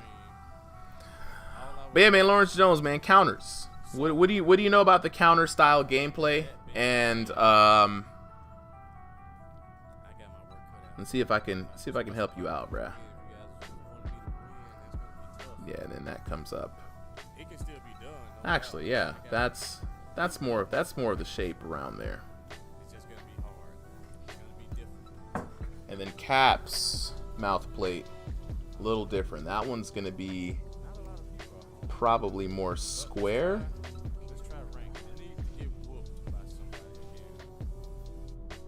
And then we can come in and get the lips. It's gonna be brown felt. That we can get a little heart shape there. Yeah. Yeah. Yeah, and then we'll get a little round in there. And then he's gonna be more of the shorter, kind of like, we got like a Bert and Ernie thing going on here.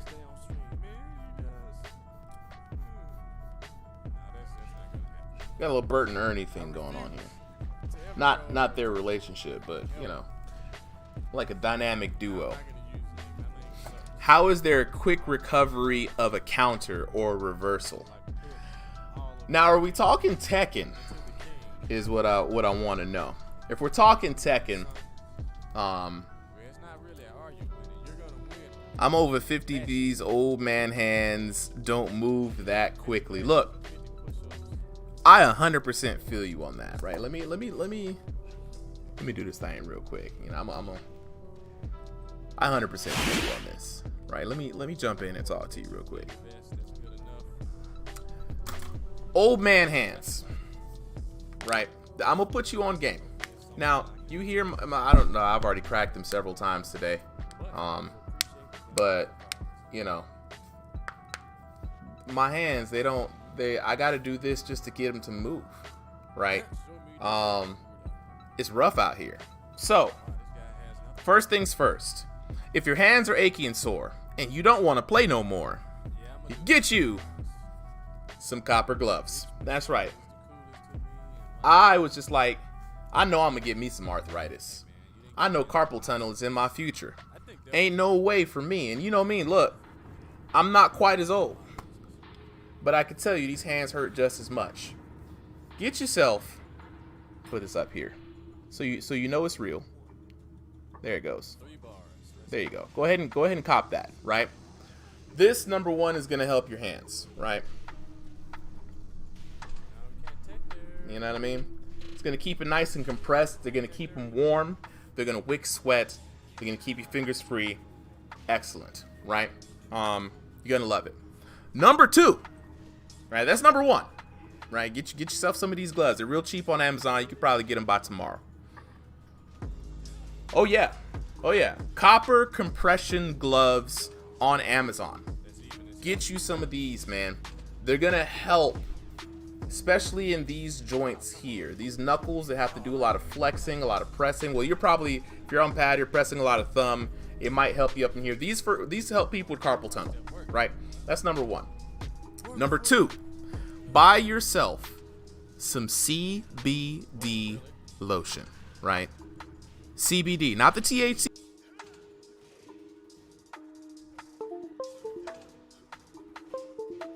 Oh, back up, Simba. I got a dog here. He's messing with all of my stuff. All right, get you some CBD lotion, right? Or don't get anything that has hemp. Get you something CBD. You want it medicated. It's going to help with the inflammation on those hands, right?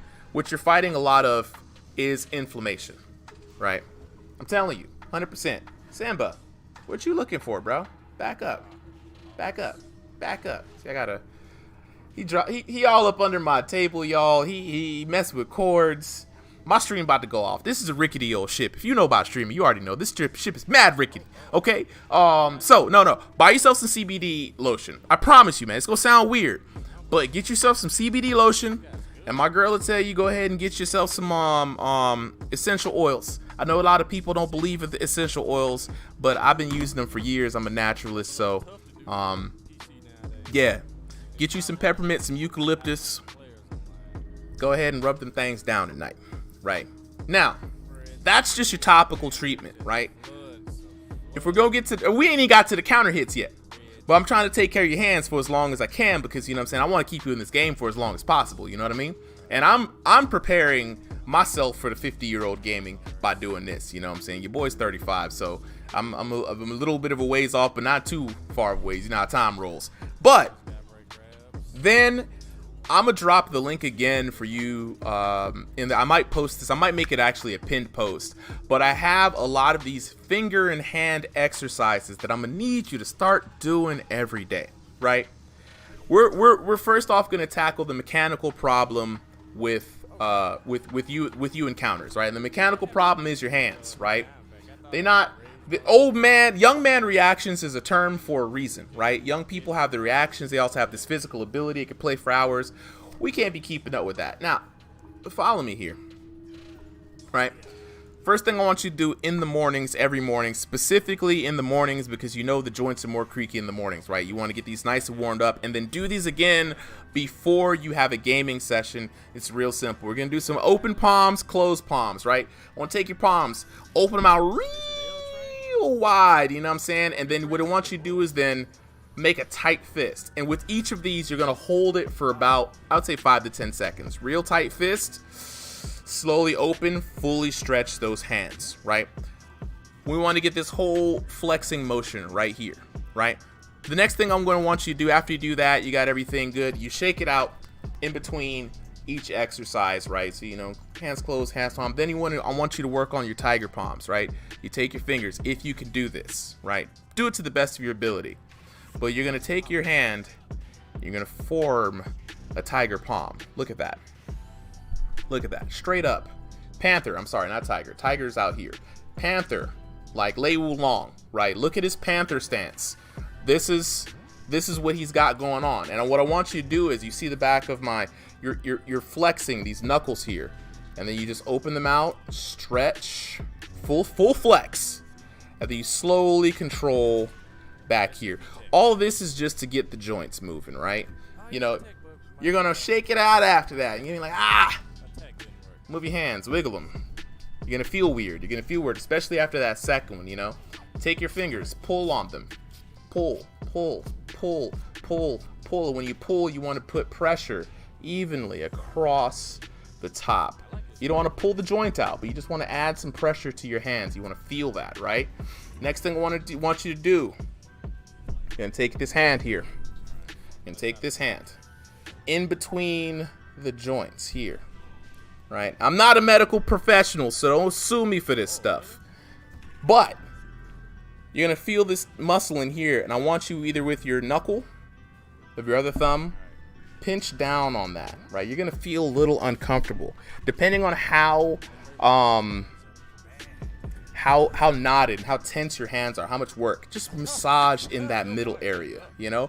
Really apply some firm pressure, and then you want to do that to every knuckle in the space in between, right? On both hands, both sides, just work it out. Even if you just press and release, you want to get a little uncomfortable. All this is just to release, build up tension in your hands, wiggle it out, and then get into the wrist exercises. Hand real straight, talk to the hand like skirt, right? And take your hand, bend it forward. You see that, right? Bend it down, right? These are two separate stretches. Hold them for like 20 seconds or so, dog. This is stretching out this forearm here, right? This is all forearm stretches, right? Look at my forearms. Look at them go. Do you see the muscles? That's just me pressing, but I have to type an essay on a hitbox. Y'all don't believe me. I'm out here writing paragraphs on this thing, sonnets. All you hear is click the clack, the clack, the clack, the clack, right? But all of this is to, one, you gotta loosen up these tendons here, man. These things get overworked by us gamers, right? We get arthritic pain in our hands. We get pain in our joints because we work our literally fingers to the bone. You know what I'm saying? Shout out Brenlo. You already know, man. We out here trying to drop some knowledge, man. We trying to keep people out here gaming for as long as possible, right? So L Jones, when you're done with your stretches, you know what I mean? Bruh, you already know, man. We out here typing whole dissertations on how to move forward on somebody, man. Type my entire thoughts out here. So once you get those and your hands are nice and warm, you know what I'm saying? It's time for some exercises, right? Those are just warm-ups. I do exercises. These exercises are meant for specific purposes, right? For me, I have a goal. My goal is that I need to get the finger dexterity and individual reaction speeds of a primo guitarist, lead guitar, solo. You know what I'm saying? Y'all ever listen to Polyphia? I'm trying to get Polyphia hands. If y'all know, y'all know. If you don't know, you don't know. I'm not even gonna explain to you. You know what I'm saying? Go look up Polyphia and you listen to the guitars on there. You know what I'm saying? You gotta come back to the stream and you let me know. I would put his music on here, or their music on here rather. But hey, you already know that whoop has. Hope you're doing well today, bro. But yeah, the next thing we're gonna do is some exercises, right? These exercises are gonna be just for individual finger dexterity. For me, I have to think that I'm a pianist. You know, I have these 3 fingers primarily that need independence right here, right? These 3, got to be able to move them. They're not quite there. And then these 4 and 5. Actually, I use all 5 on this hand, right? So for me, it's very simple. Y'all already know. Live long and prosper, right? You live long and prosper. We gonna play long and prosper, right? But what you don't know is that when you're doing an exercise like this, if you can't do this already, this is going to be the task of this exercise, is to slowly build up the strength between these two to separate. If you can already separate this, your goal is going to be to separate your fingers like this with ease. My fingers aren't stretched, bro. They're not stressed. Look at them. They're nice and wavy and smooth. It's easy to move apart. I got Zoidberg hands. You know what I mean? And the left hand, it's a little. You see how slow that is? It's still stiff, still weak. But what we're gonna do is we're gonna strengthen the muscles in between, the lateral muscles in between these fingers here, right? So you're gonna go live long and prosper and west side. You trying to live long and prosper in the west side. You know what I mean? You want to be able to switch back and forth between these 2 hand positions pretty fast while maintaining that your hands are loose, your fingers are loose. Now, they're going to be strained, but I promise you, give yourself 2 weeks of trying to practice this. You'd be amazed at the goals that you'll see. What I'm trying to do is build up strength, right? In the fingers naturally just to move, right? If I find that my hands are still a little stiff and I can't work on them, I'll cheat. I'll get it to as much as I possibly can and do some assists, right? And then I'll extend it and then just try to hold it out there as long as possible until they come back together, right? You already know. Hey, look, then you already got this half part down. You know what I'm saying? L. Jones, I already know you already got this down. Now try to do the switch and then switch it back. That's what you want to do. You want to work on those for a little bit, right? I always say, you know, do it like exercise. Give yourself sets. Don't tire yourself out. Take breaks in between, right? So now, after we do that drill, right, there's another drill that I have to do. And again, I'm a hitbox player, so a lot of my stuff. Who is this? Lord Buddha?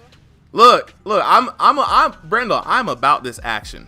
You see what I'm saying? I am here. I will do this like Billy Blanks doing Taipo in Taiwan with my dude Taipei. You see what I'm saying? Trying to tie these knots. You know what I mean?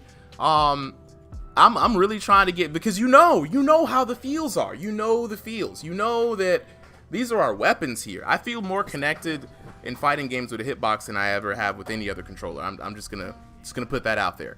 But this is all for the motor functions here. You know, you want to get good joint flexibility. You want to get good individual strength. Another thing with that I've been doing as well, like we have these stretches where you're trying to basically stretch out the finger by going down and keeping these straight, right? This is gonna get tougher as you get in here because there's just too much webbing in between the fingers, but I really try to stretch these individual fingers out. Like, I've gotten to the point with my finger stretching that I'm almost vertical at this point. I try to keep a finger down, all my fingers clawed and relaxed, you know, I can still wiggle them, and I try to just work each individual finger, right? I just try to work them out. Sometimes I do this when I'm not doing anything. You know, I don't even try to make a session out of it. I might be going for an early morning walk, and I go back and I work and I work and I work. So L. Jones, that's going to be the first thing that you're going to want to improve on. And that can be improved, I believe, at any age, unless you're arthritic. And at that point, you might be facing some difficulties, I believe. I'm not too familiar, so I don't want to come off too ignorant. But yeah, just try to sneak them in when you're bored, waiting at the DMV, at a red light. There's never a wrong time to do them, to be honest, especially the stretching exercises. Patience and persistence. Honestly, the patience part can be mitigated when you don't try to make a big deal out of it, right? Sometimes we find ourselves a little bit impatient to get to an end goal, and we get lost in the sauce of like doing the thing or making sure we're doing the thing. I've been taking a lazy approach. Honestly, Brenlo, you inspired this a long time ago with your Kaizen brand. Every day a little bit better, right? That's what I try to do. I set my bar super low. Like right now, I'm working on my my Asian squat. I think that's still what it's called. But you know, you being able to squat down all the way and just be comfortable, all the way full squat, chilling on the stoop. Halfway through COVID, I could not even get down there without my knees hurting. But every day, what my whole thing was, I'm gonna try one of these. I'm gonna try one. Ooh, I got one. Shoot, I'm gonna chill down here for a little bit, you know. But already had carpal tunnel over 15 years ago. I think L. Jones for the carpal tunnel, every day, just a little bit more, you know. And I don't get on myself by keeping up a routine, because for me personally, that leads to failure. Because I get anxious over the commitments. I get anxious over not doing it. And once I drop the ball, I get down on myself. These are negative parts of myself that I know exist. So to let my inner self have some peace and find fun and be easy with the transition, because I transitioned to my unhealthy state, I can transition back, and I'm gonna transition the exact same way. So now I am here today. I can do full-on body squats, easy. I just be chilling down there sometimes, waiting for a red light if I'm walking. You know what I'm saying? Very small incremental steps. Our bodies are designed for this kind of adjustment, right? They're designed to adjust to a new norm. If you constantly push it just a little step further, right? Not large steps further. I'm not talking about adding 10 pounds on the weight every time you step to the gym, but, you know, push a little bit more. 3 weeks ago, was not able to do this with my left hand, guys. I'm going deep. Kenny, I'm going deep squat ice pack day one. Yo, y'all don't ever work out with Kenny. Kenny will have you walking out the gym. Him and Umar. Umar, public enemy number one, all Mike looking behind. You know what I mean? Like, Umar will come out here and be like, yo, did you lift a truck today? Nah, son, we lifting trucks. What? I used to be in the gym with these dudes, man. They be like, yo, we know we tired. We know we just did arm and back day today, but hear me out. What about a push-up challenge? Who's down? I'm like, bruh, I'm trying to go home. But L. Jones, yeah, that is 100% how I would do it, right? And I have a document that goes over a few more exercises in depth. Look, plus ultra. Look, you see our boy Umar. I'm telling you, like, hey, appreciate the share, L. Jones. Our boy Umar is on some Mr. World Olympian type stuff. He's been training his body for bodybuilding for some time now. Dope photography, dope coding skills. You know, he on some legendary Super Saiyan type stuff. We are not joking. All jokes aside, you know I love to joke on this stream. All jokes aside, we are not. You know, it is on some crazy stuff. But yeah. L. Jones, that's how I do mechanically. Now, let's tackle the next part. Now, mechanically, you're only going to be able to go so far, right? There's age, there's carpal tunnel, there's work that can be done. We can improve, right? But we can't expect to be on some Fountain of Youth type stuff. Now, here's what I would suggest. and this happens a lot of times in other martial arts. When the body fails you because of old age, wear and tear, injuries, things like that, right? The mind has to be the part that becomes sharper, right? This has far more capabilities to go further in your age than your body does a lot of the times. So let's get down to the concept of counter hitting, right? So it's going to be dumb, but the whole concept of counter hitting is to hit them while they're trying to hit you, and hit them first. Now, you got to tell me, how do you approach that, right? Because a lot of people try to do the young man reaction things, right? And they're like, ooh, I'm going to wait until I see him flinch. And when I do, I'm going to bop him right in the nose. You see what I'm saying? 99.9% of the time, this is what you're going to find is going to happen. You're going to press your button, your move, and you're going to get bopped on the nose. And chances are you're probably going to get counter hit, right? Because you were trying to hit them when they were trying to hit you, and you had no idea what move they were going to use. That is some young man reactions, like, ooh, I saw him twitch to the left 3 centimeters in 0.5 seconds of a frame, and I know exactly which move I'm going to do. I'm going to hit him every time. Congratulations, young man. You have succeeded at being young. I respect it. There's a lot of skillful players who have sharp eyes, right? We talk about these players all the time who have just great physical abilities, good reflexes, right? I am not one of those players.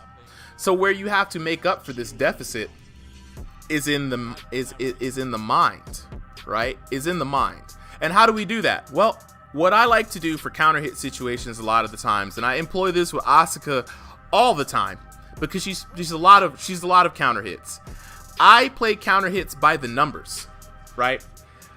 L. Jones, let me know if I need to hit a refresher course, because sometime this week I'm gonna have to start hooking up the fighting game glossary to the Moobot so we can start putting in some fighting game terms. But how familiar are you with the concept of frames in fighting games? Let me know, because that's where I'm gonna go. Old man math, you already know, on some Master Roshi type shit, some mathematics, as we call it back in the day. So just a little bit of arithmetic, some mathematics. You know what I mean?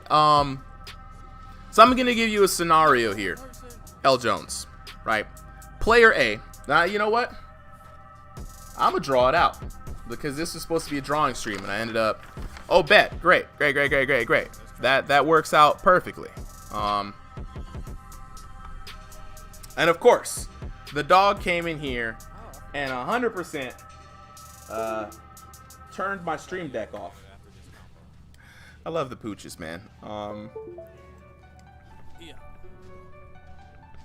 There we go. Now we're back. All right. So let's draft this out real quick, right? We gonna have. Oh wait, can I get pen action here? Is this pen working? One of these pens has to work. I be out here with pens that don't work, y'all. All right.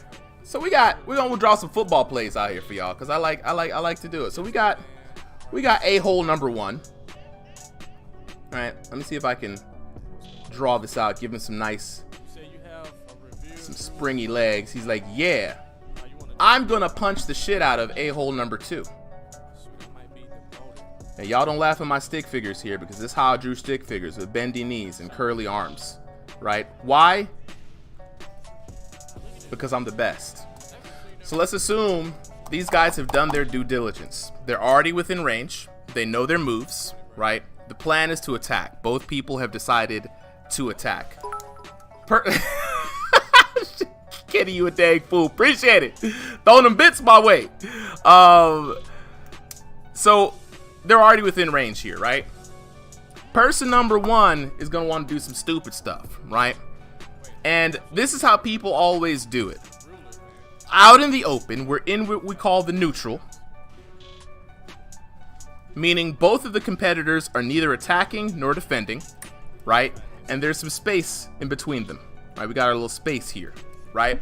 Now, it is, hopefully y'all can see this, it is the job of one of these players to land a hit to start control of the neutral, aka take their turn. It's a lot of old man explaining. Now, what you normally would find somebody doing, said, person number, we're gonna go over here real quick, right? I'm a draw person number 8 coming in, about to, right, launch a kick. We got his leg about up, right, about to launch this kick. Now he's planning, right? He's planning to launch this at person number 1 here, and they're squaring up. They're ready for it. They're like, oh shit, let's go, right? They got the big exclamation point on their head. They're like, ooh, an attack is about to happen. I see this kneecap. Y'all can't even see this. Can y'all see this? Hold up. I might have to zoom in. You know what? I'm gonna make them bigger. I just need to make them bigger, right? So let me explain this point. I'm drawing a little too small. I keep forgetting how big I gotta actually draw these guys here, right? So now I got more HD, right? We got intent. Look at them. Look at this intent this guy has right here, right? Look at this intent. He's ready. He's ready. He's got his back arched. The knee is up, ready. You know what I'm saying? The foot is flexed right here. He's got this knee arch bent, cocked back. You know what I'm saying? He's about to put the boots to my man's, right? And he's poised too. He's poised. The foot is up. Now, he has bad intentions, right? Super bad intentions, right? Here you go over here, right? You ready? You got your guard up. You know what I'm saying? You're doing big things, right? And you notice at this point right here that this knee, look at you with your Sharingans, like smiling too, because you know, you see it, you got your fucking exclamation points out, right? And you know this attack is about to hit me. Now you get this bright idea somewhere up in here, right, that I'm about to jab, right? You're gonna throw this jab out, right? It's gonna lead to a counter hit, and that's gonna lead to damage, right? Girls is gonna love you, dudes is gonna envy you. You gonna get that top 8 trophy, right? And what ends up usually happening in this situation? You get your head knocked off. That's what happens. All of this gets knocked clean back. Let's just draw it. This gets knocked clean back, right? All kinds, because this foot's gonna fully extend up here and smack you as you are pressing this punch. Now you got counter hit, right? What happened? Well, let me tell you what happened. One, you were slow on the draw. You were reacting, right? You saw it. You know you're not a young man. You know you don't got young man reactions, but something in there says, you know, I think I could do it today. And 99.9% of the time, you're going to get hit. This is what happens to everyone. They're just out there. Ooh, someone's going to attack. Boom, and a hit. This is how I hedge the bets towards my way, right? It's gonna be very, very easy. We're gonna throw some frame data at you. Okay, so an Asuka situation, right? This is what I do. I'm Asuka, right? And we're in the neutral, and I've decided that my first move is not gonna be reactionary, but I'm gonna set you up because that's how I do, right? So I'm gonna give her a little flex, right? She's got the knee out, right? It's looking pretty good. And she's got the double fist coming down, and she brings the hammer down this way, right? She's bringing this overhead attack, and guess what happens when I hit you? Either I'm gonna do one of two things, right? I'm gonna put him here. I'm gonna put him here because they always hold their head, right? They always hold their head. I'm gonna get my little meanie eyes here, right? Boom! I'm in there. I land the damage. right? It's all on top of their head. Look at them, crouched down like a motherfucker. Why are they crouched, you say? Well, because Mario is using knowledge to his advantage. This is down 2. Down 2 is going to come across the top of their head. It's going to hit them. One or two things are going to happen. One or three things. One, I'm going to randomly get a counter hit. To which, okay, happy birthday to Mario. I'm going to go into counter hit combo damage, right? 2, I'm going to get a regular hit. If I get a regular hit, what's this move on regular hit? It's like plus enough, right? It's like, let's say plus 9, I think. Plus 8 or plus 9. Let's just say plus 8. I can't remember the actual frame data. We're going to say on hit, this thing is plus 8. On block, let's say it's plus... We're just saying, this is not actual frame data. We're saying it's like plus 2. I love these pluses. Anytime I see a plus in the frame data, I don't care what it is, that means Mario could potentially set up a frame trap, right? So let's say this move is plus 8. On block, it's plus 2. Right? They got hit on top of their head. Now they're blocking. Now, what happens is my turn isn't over. That was only the first half. The first half was me to get you in that plus situation. Now, my next move is going to be affected by these frames that I just got. We all know where Mario's going to go with this. So I'm going to throw out a move, right? That, let's say, starts up in...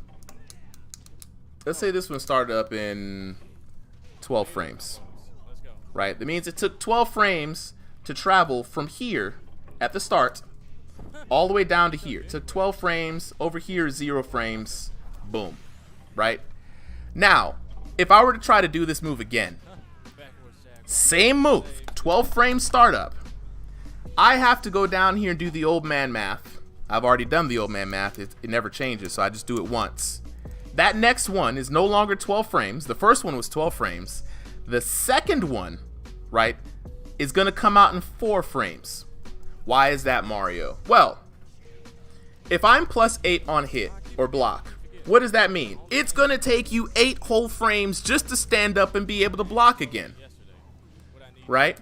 Now in the game, that's fine. You can stand up, do nothing, and block, and I'll hit you again. And guess what? Boom, we're back in the same situation. But let's say if you're a young and scrappy dude, and you don't like being hit on block, you don't like being pressured, you want to hit back. So you go to try to throw a quick right jab. Your right jab, let's say the right jab he's going to come back is 10 frames, which is your fastest move. Nah, sir. I'm plus 2 on block. That means your jab is 12 frames now. And if it was a hit, that means your jab is 18 frames now. Fam, if it takes 18 frames for you to do this move, this 12 frame move, if done again, will guarantee a counter hit. Because while you busy taking 18 frames to try to get up, shake off that 8, and then launch your 10 frame move, I done already beat you on top of the head. And guess what? I knew that counter hit was coming because I would normally in that situation bank on it. If I land a hit in that situation, it's going to be a counter hit. Frame traps.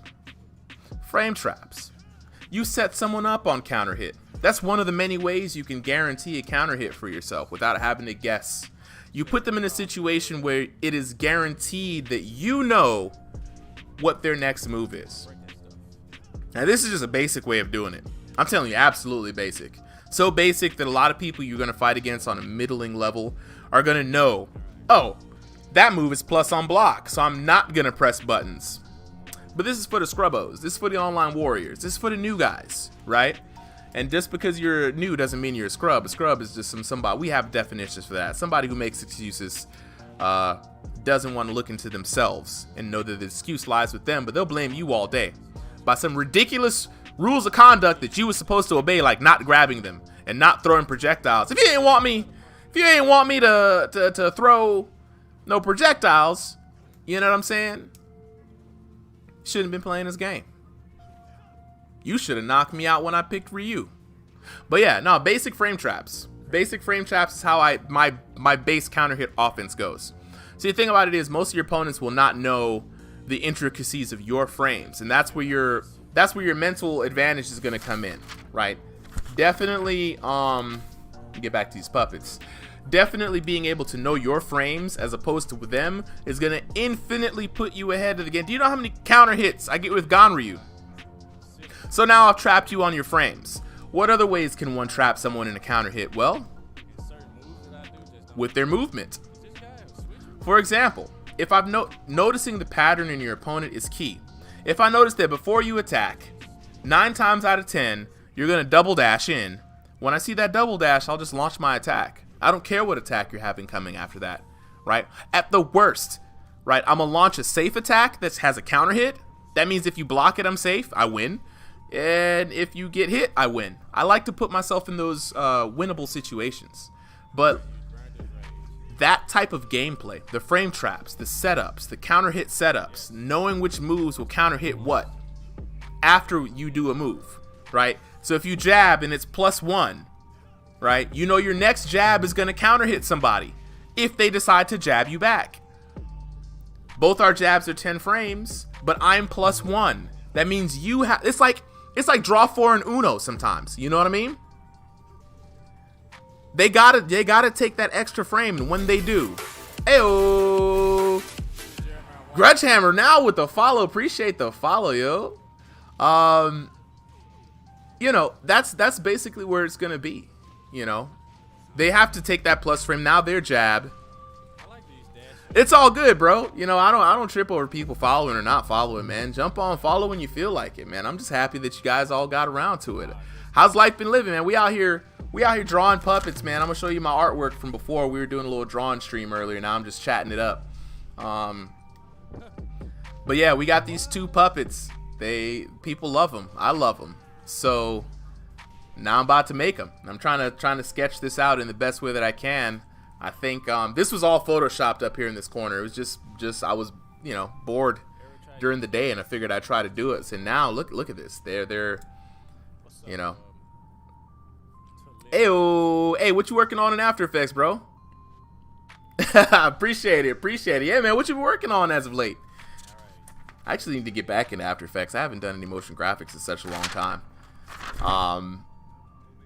But yeah, L Jones. Let me know how you feeling about that. I know it's frame traps, big whoop, it's not a big deal. But the more you understand frame traps and master them, 100%, you will outsmart a lot of people with better reactions. Now, there's not a lot you could do about just reactions, but all right, new pre-gamers logo sting and some stuff for a streamer friend. Hey, man, I can't wait to see that. Look, shout out to the pre-gamers, y'all. Hey, speaking of, man, like I said, Dragon Con, just as an aside, if I do go, definitely will be in Leroy and definitely will be on the outskirts somewhere. So if you're looking to film something a little bit further away, I may not delve deep into the hive. I might not buy a ticket, but I'll definitely Uber down there, show up for a quick shoot, and then like bounce home. You know what I mean? But yeah, just working on some mouth plates right now.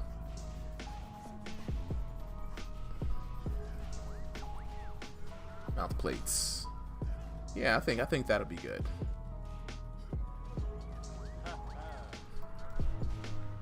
Yeah, I think we should. And above his mouth plate are lips.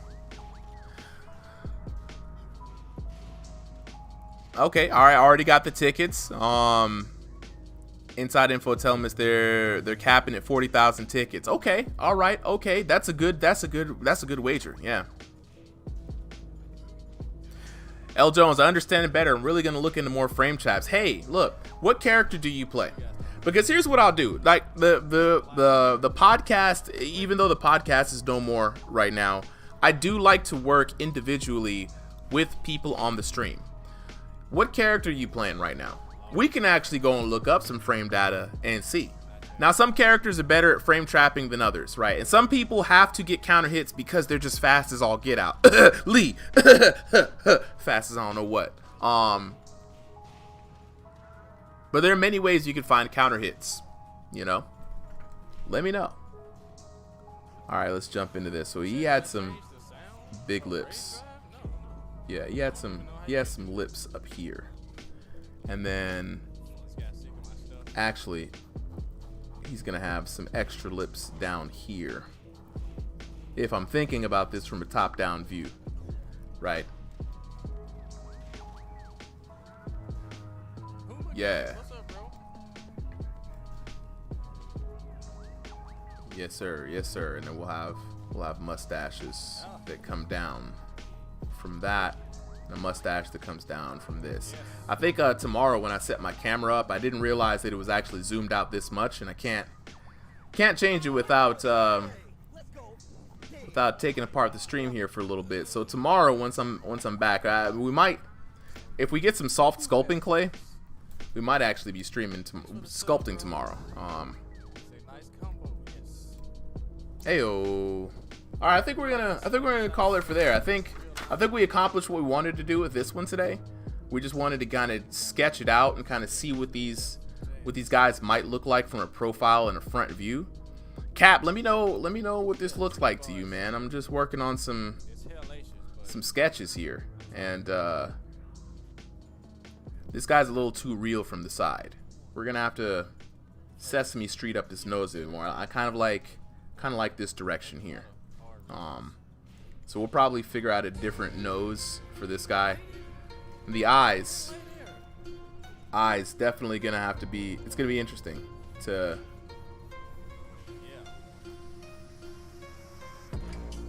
They're not gonna move for sure, but Brian, Jin, and Kazuya. Okay, of the three of those characters, I can tell you right now, 100% of the fact, we gonna teach you how to counter hit with Brian.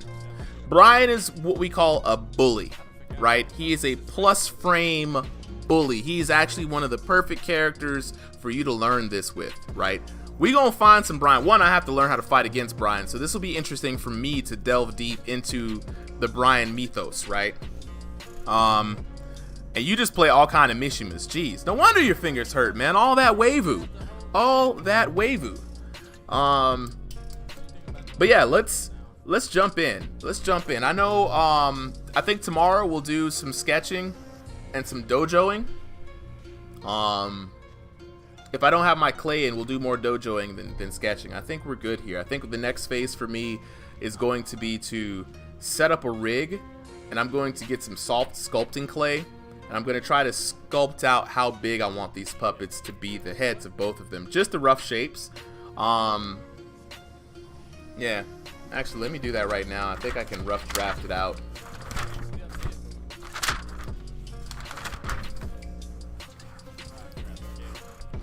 Let's see here.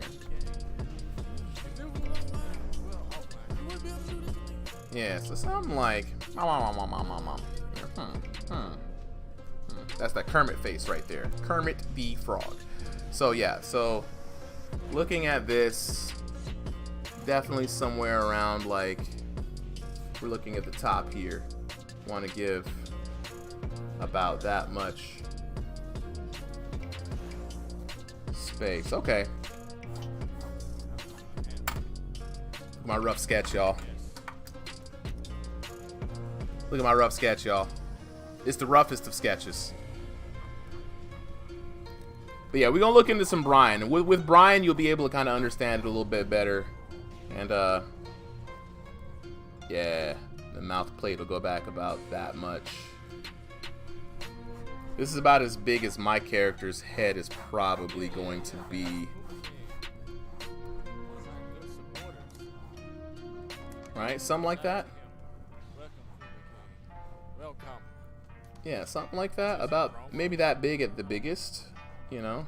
I think you have to whoop him like 7 times. Wait, yeah. Speed Kick sent me an invite? I didn't see that. Something like that. Something like that, y'all. So my hand kind of fits in over. Gives me plenty of space for eyeball shenanigans up in here. Eyebrows, and I'm super rough sketching here, super duper rough sketching, but you know, sometimes you just got to get these ideas out, you know. Good thing I was never afraid of like gesture work. Yeah, something like that maybe. That's with me. The lips. We'll have the mustachio comes right up in here. Right, that's gonna connect into an under mustache and a little bit of a beard that's gonna come around the mouth. No ears on this guy. The hair, everything's gonna be covered up with dreads. So somewhere around here. Sorry about that speed kicks. You know how it is. Us old school guys, we cannot just leave on the nail. We cannot. Yeah. do that. I don't want to leave on the nail. You don't blame me, do you? I understand. I want to see how I can Let me see. stop this. Let me see. Here we go. I'm supposed to be watching Lil Majin today too. Y'all got me caught up in some good conversation today. I ain't mad at it though. I think that's possible. Right now I'm just kind of generally just getting some sketching in. Get this ball, bro. Yeah, I just want to kind of see what this is looking like. Now this is gonna inform my mold tomorrow. No, well, hopefully tomorrow. I'm gonna see if I can find some stuff at the shop, and then I'll give him like a nose that comes out I hope not. from there. Yeah, actually it's actually more of a shape of a nose that I wanted. Yeah. You break this. I And then say you're good for I'll debate on this notch here. definitely gonna be a body. Hey Weaver, I'm down for a lobby, man. I 441, yeah. No perfect. Oh no, actually no, Weaver, no lobby tonight. Sorry, my bad, man. I was supposed to be testing out a new game. So this is, well, it does say Tekken 7, doesn't it? It does say Tekken 7, guys. But yeah, rough size of the puppet. What's up, If we look, oh dang, you know, I can puppeteer something like that. What's interesting is the body is not going to be that big, so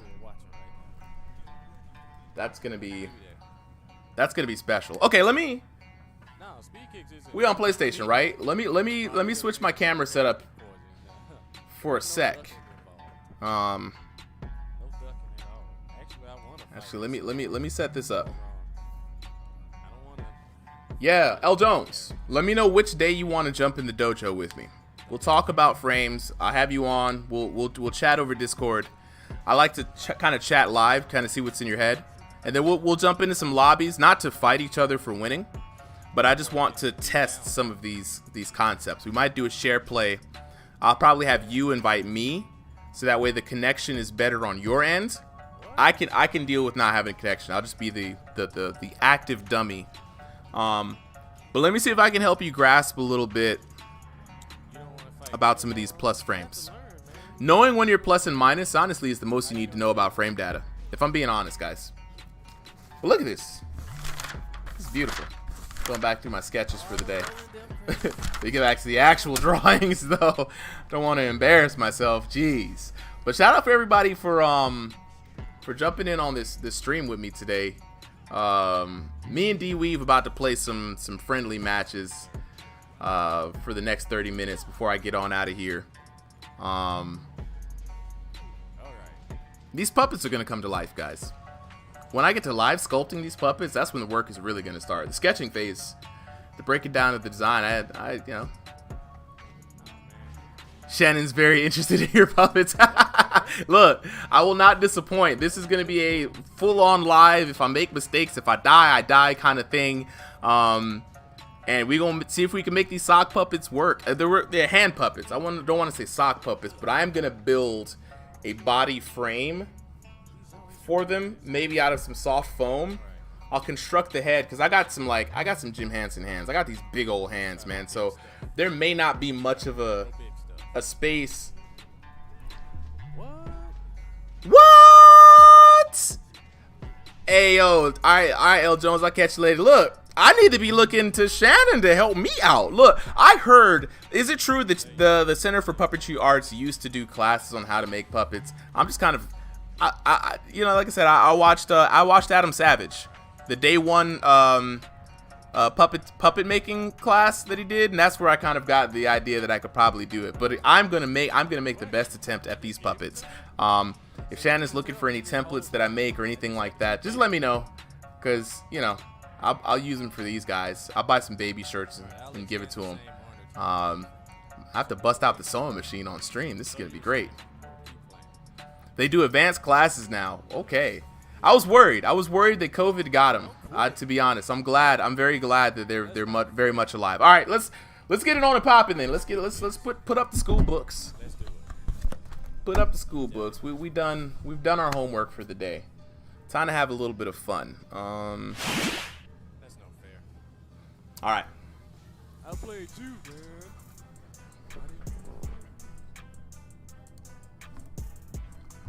Yeah, I know who that is.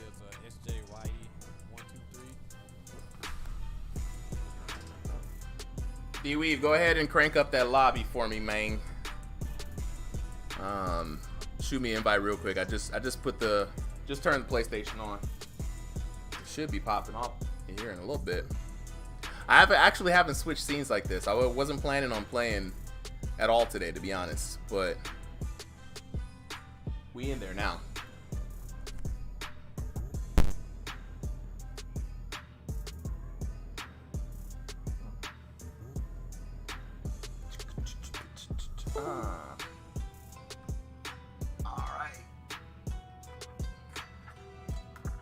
Bear with me for just a sec as I switch over to the PlayStation. I'll move my camera here in a little bit.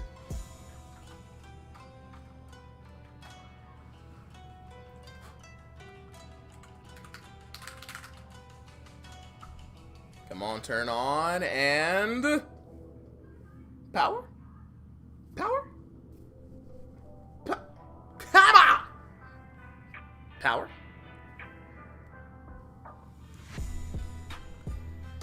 Let me switch to the other scene. It's got to be no HDMI signal. That's never good. It's always no bueno. All right. Come on, PlayStation. I know you ain't acting up on me, man. I thought we was friends.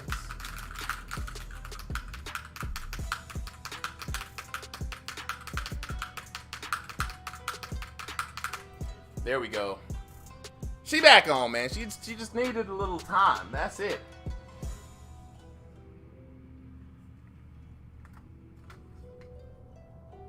One of these days, I'm gonna give y'all a house tour. Today ain't the day, though. Maybe another time. Okay. All right. Safe transition to the camera, and it didn't break on me. Usually it does. Ayo. We in there.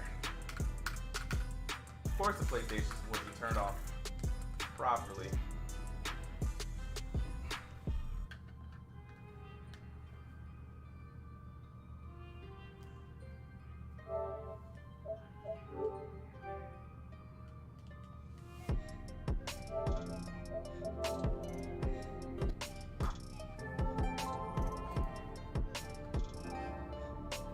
Hey D-Weave, you got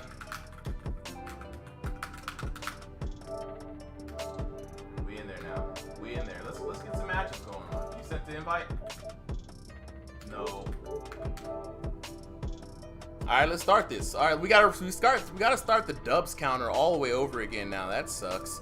We had 19 dubs last time. It was really good times. Really good times, if I do say so myself. Right now, we got 0 dubs. Not 190. I wish I had 190. That's some legendary type stuff. We got 0. Whoa. Sorry for the audio issues, guys. Microphone just fell. I'm trying to get my life together, you see. But it keeps falling apart. 0 dubs. 0. Oh, no. Not OJ dubs. We don't want them OJ dubs. I'm sorry. Them the kind of dubs that don't last very long. Just 0 dubs. Just 0 dubs. Bring this over here to the other monitor so I ain't got to keep doing this. And now we're completely moved. Actually, that was a lot easier than I thought it was. I don't even know why I was complaining. All right. All this chit chat about Tekken. The stream says Tekken on, and all we've been doing is drawing puppets for a Tekken stream. How disappointing. But let me know if you're trying to jump in on Discord, man. I'll talk to you for a little bit. We'll keep it running for like maybe 7 more minutes. I'll give you a fair amount of fighting.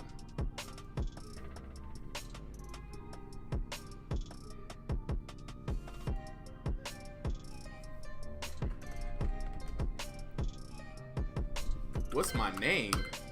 Man, hold up. I got you, bro. I got you, bro. You don't even know my name. I'm so sad. I'm offended. No, I'm kidding. I'm not offended. Who gets offended by that? Not me. I'm gonna create the sesh. Hey, what's up, man? Hey, there you go. I knew you'd pop up in here sometime. All right, I'm about to invite you real quick. Yo, you hear me? Yep. I can hear you. Can you hear me? Maybe not.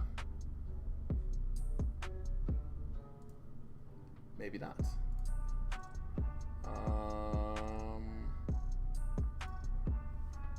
Let's see. Testing. Whoa, I can't. Hold on. Gonna reset this. D-weave.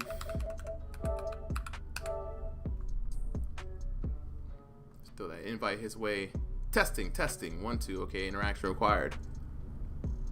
Browsers require user interaction before they will play audio. Just so click OK to continue, and we're back.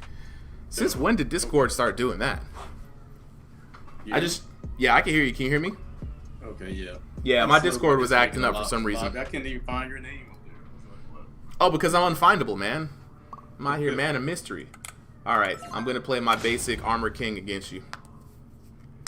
Because I don't know why. Even though he's not that great in the tier list, he's incredibly hard to use, super punishing. To learn everybody. Tournament 7. I don't get it. I like other characters, man. Look, you don't get. Look at this. I got Taskmaster, Skeletor. You're gonna get the Skeletor. Harlem Heat. All the Harlem Heat colors. Come on now. Who wouldn't want to play these characters? Did you hear about the Tekken balance patch? Chat. What do y'all think about this new Tekken balance patch that's about to drop? It's another balance patch. Oh yes, bro. Yeah, they just came out on Twitter. There's no need for that. Like they always. What do you mean? There's no need? Because they make it unbalanced and then they put a balance patch and then make it unbalanced again. They balance Has the game been more unbalanced or balanced with when this game has been out? As long as it's been out. Give me a time period. What are you talking about? She was pretty unbalanced in the last game. I don't know if you remember. She was pretty damn unbalanced. I think it's been early seasons of Tekken 7, pretty damn unbalanced. Yeah. Leroy Smith, pretty damn unbalanced. There's some evening, needs to happen. Fight. But so a little bit of the yellow in. Yeah, you know what I'm saying? I had to get yellow. I had to get old school. Yeah, he always had that. Oh damn. Yeah, it was never white with his. That Genji bone. It's attention to detail, man. That's half the reason why I play these characters, man. I mean, oh wow, I can't even punish you. I can't even do my right. That's what I was trying to do. I'm about to say. Okay, I see you. Nice. Look, my defense. If there's one thing I pride myself on is a little bit of. Did the patch notes drop? Brenlo, I don't think they have, but honestly, I hope they did, because so they said they were gonna focus on buffing the underused characters.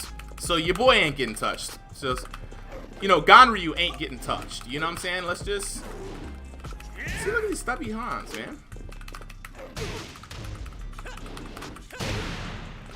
Gotta get my hands warm. I'm not used to the wavelets yet.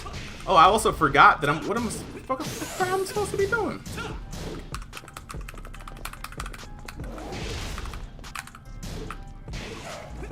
Nice. So underused characters are who they're gonna be buffed. Asuka might get buffed. Just saying. Asuka might get buffed, and when she gets buffed, don't say nothing, because I haven't dropped any of these characters. I'm just building up a character repertoire, D-Weave. That's all I'm doing.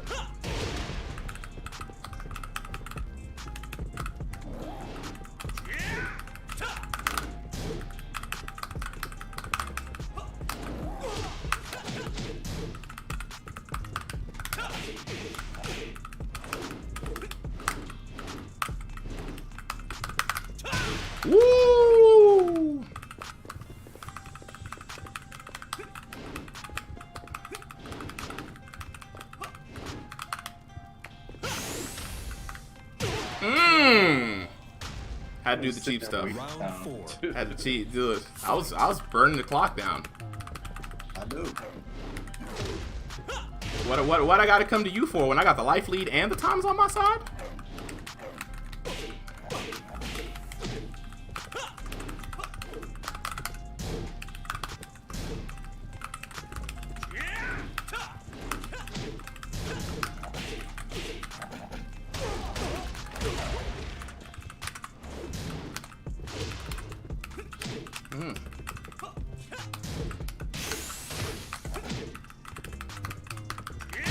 Nice.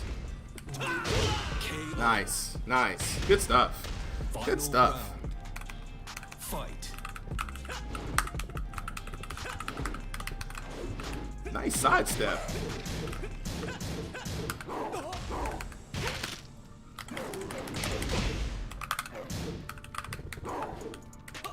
Nice sidestep. I see you now. You one of those people who know Armor King can't deal with sidesteps that well. You one of those people, huh? Okay, you just gonna want to make me have to come up in here and do some outlandish shit. Ah,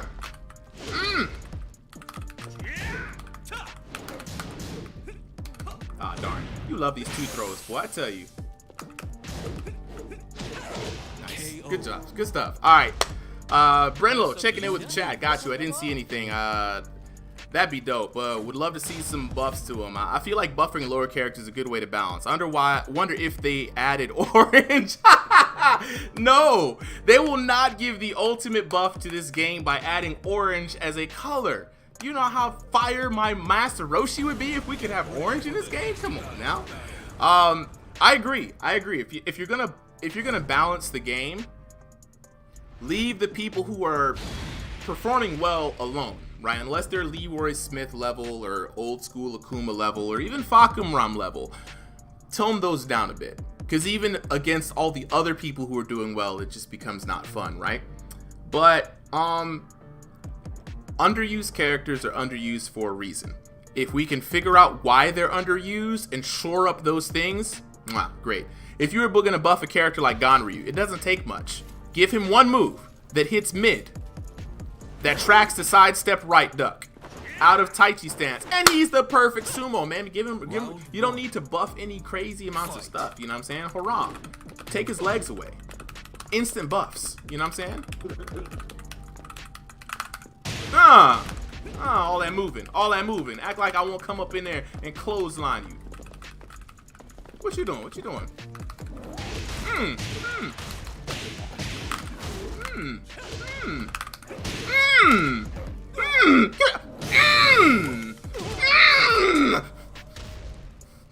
Round 2. Fight. Weave. I am not strong with this character, but you better play. Because if you don't, out. You better play. Out.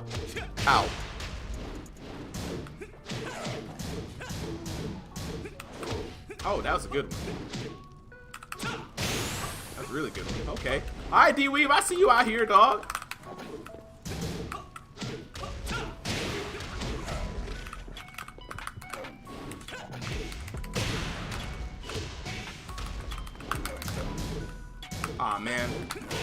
Aw, man, I missed that 4-2-1. I was going to do 4-2-1 into jab and the tombstone. It might have been the move.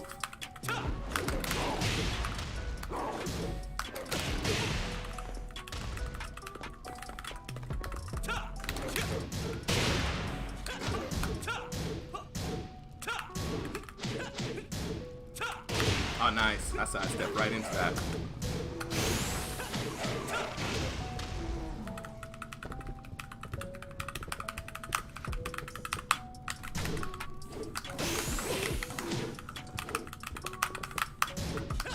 Oh, jab! No way!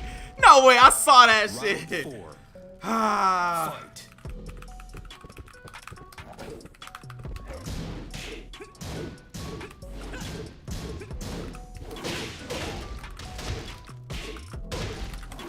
Damn, that's not down. Shit. Did 2-4. 2-4. before, Mario.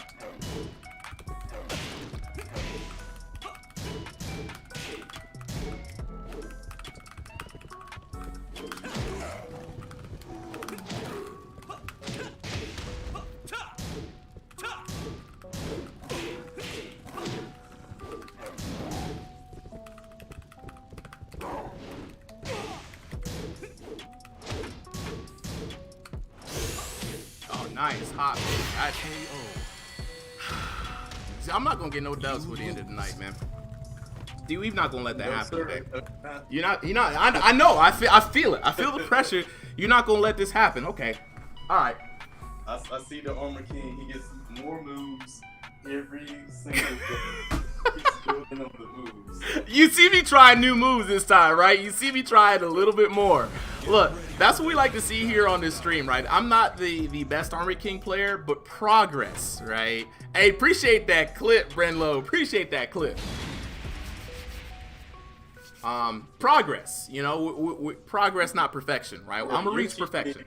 It's like you're teaching me how to back off because I just can't keep tapping you until I get an opening. No, because I'm not. I want that. I want to count. I'm like, ooh, I seen that move. Oh, that move leads in this move. I remember that. That's a high duck.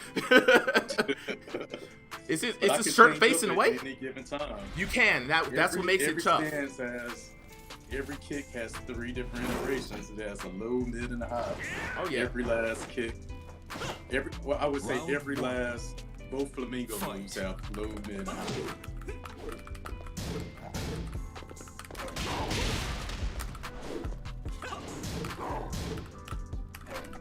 Ooh, I should have punished him.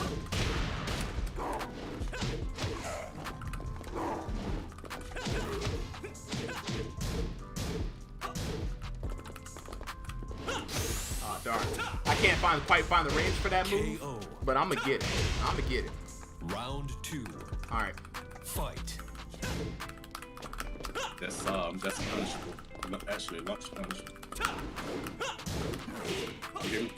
Oh yeah. I don't know its punishes quite yet. We didn't go over that part of the class. Okay.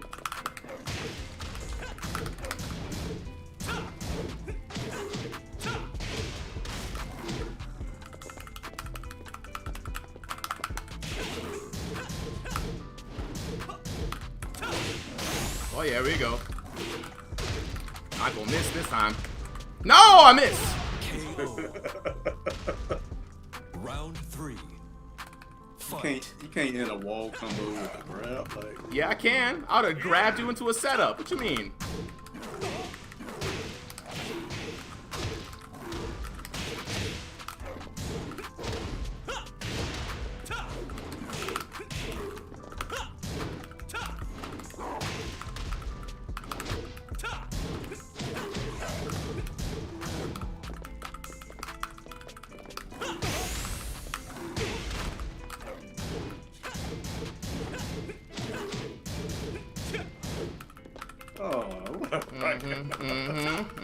You know what time it is. Time to run out. What's up, D-Wee? What you got? Oh no, you up! You don't get off me.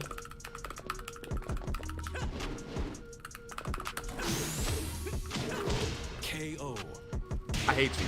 I hate you sometimes. Round 4. It's okay. It's all right. Fight.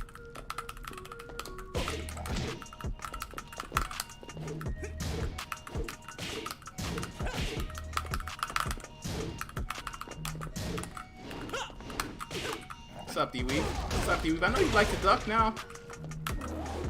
What's up?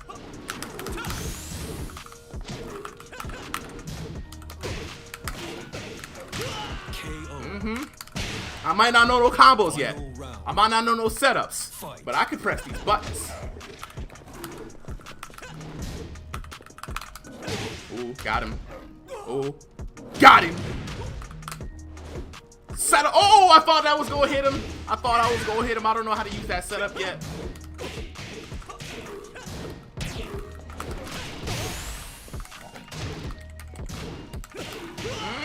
Got me the first dub of the day. Dubs of the day. First dub of the day.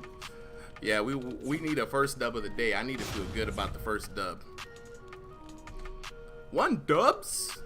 1 dubs, plural. All right. Because the dubs are for me and for you, so they're always plural. Oh boy. He's already over it, guys. He's already over it. Yeah, I'm looking at work stuff right now. How has work stuff been going, man? Oh, did you know that they hit me up to come back to the old job? CNN? Mm-hmm. Yeah, they're launching a whole another thing. That needed a face? Put you in your place. I love that. Hey, you know, we have been going riffing off of these Perry puns. Y'all want to hear some Perry puns? I got 2 of them. I got 2 of them lined up, right? My man's reaction so fast. Call him Perry Allen. Round 1. Oh, Fight. so we're not doing Tyler Perry anymore? Nah, man, Tyler Perry's old, man. Perry Ellis, old. You know what I'm saying? It's all about that Perry Allen. You know what I'm saying? Man's defensive game got him out of a hairy situation. Harrison Ford. Okay,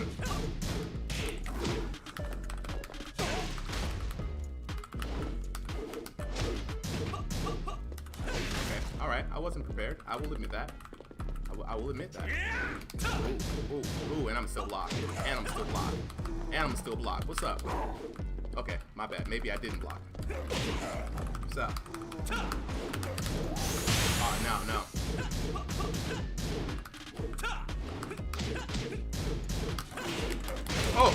no. Oh, break his legs. Break his legs. Oh! Round 2. Fight.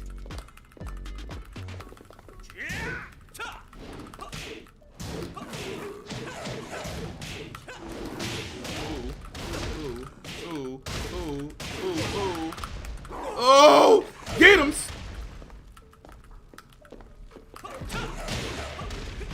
Not the D-Weave special.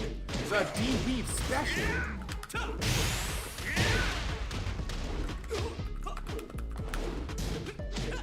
KO.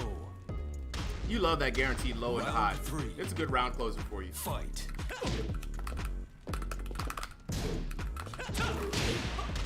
Not the D-Weave special.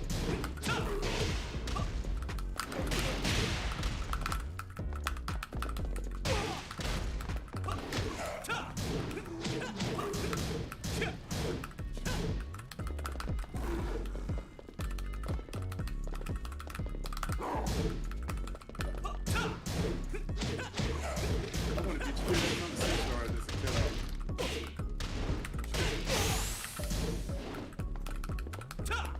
What's up? Dang. No! You tried it. You tried it. KO.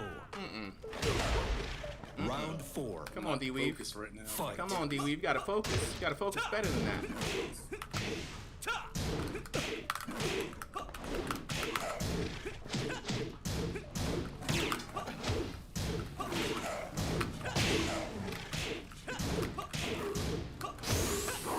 Come here.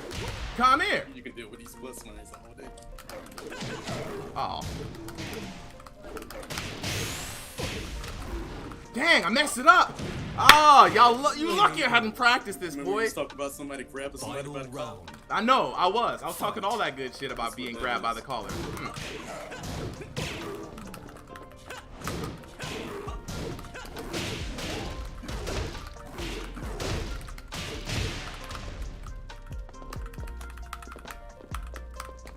What's up? What's up? Stop switching. Stop switching.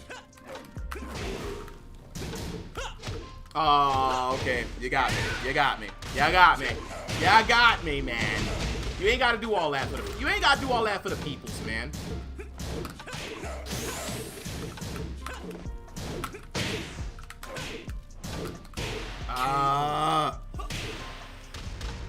You lose. Okay. Okay, I see what you're doing. I see what you're doing, and I'm not having any of it. D-Weave, I'm letting you know this right now. We got enough for like another match or 2. See, I didn't even warm up today. This is what you do, man. L. Jones, if you watching, when you old, you gotta catch young dudes by surprise when they least prepared. 3-1. 3-1. I got 1 dubs. Oh wait, 1 dubs. All right, D, we run it back, man. These some good games.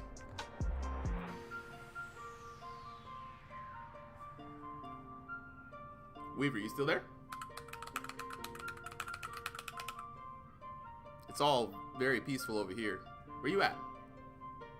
Hope nothing happened to him, man. L. Jones, like, yeah, I see. He caught me all kinds of unawares. But nah, D Weaver's another old school player, man. He's hey Simba.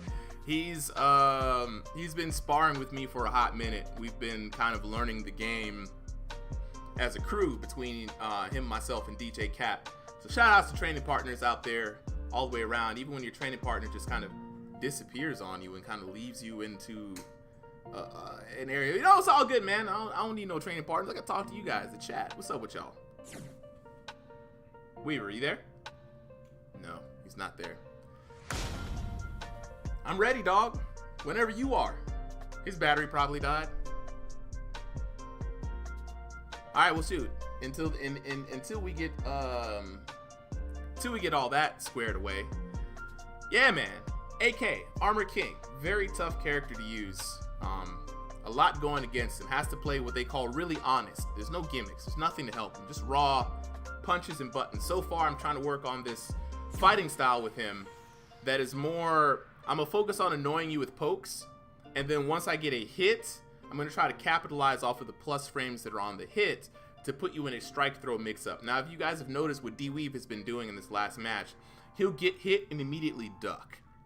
Now, what I have not been doing, and something that I should have been doing this entire time, was noticing that, hey, D-Weave has gotten on to the grabs. What do I do? Hint, hint. I'm going to throw another mid. See, if I throw an attack and his impetus is to duck, I throw that mid to stand him back up. Now, he has to make a move. Is he going to block the next attack or duck the next attack? Because if he chooses to block and it's a throw, he might get messed up. All right, well, I think that might be it for D-Weave, you guys. I'm gonna disband the session because it is 10:59, and I'm gonna take these last few minutes to talk to y'all on some wholesome type shit. You know what I'm saying? Some real wholesome, dolesome type stuff. So tonight's ass whooping has been brought to me by the letter P for pain, and the letter O for old people. Because I got my butt whooped. First of 3. That's what we're going to call it. It was the first of 3. I don't know where D-Weave is, so I hope everything is okay with him. But for everybody else, I do appreciate you guys rolling through. We got a lot of work done. Let me find my sketchbook. We were working on these sketches for those 2 knuckleheads over there. And this is kind of what I came up with. Hopefully you guys can see that. You know. Let me know. Puppets are looking pretty good, I think.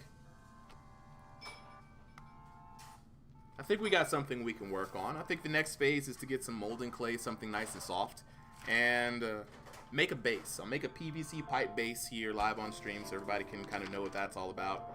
And then I will start molding the shape, get some tape, some saran wrap. We're gonna make some patterns. We might even take a look at some pre-made patterns. Who knows? But before I go, let me find out who I can raid here. Soul Rabba online is doing an interview with our local Greg, Final Boss Lancet.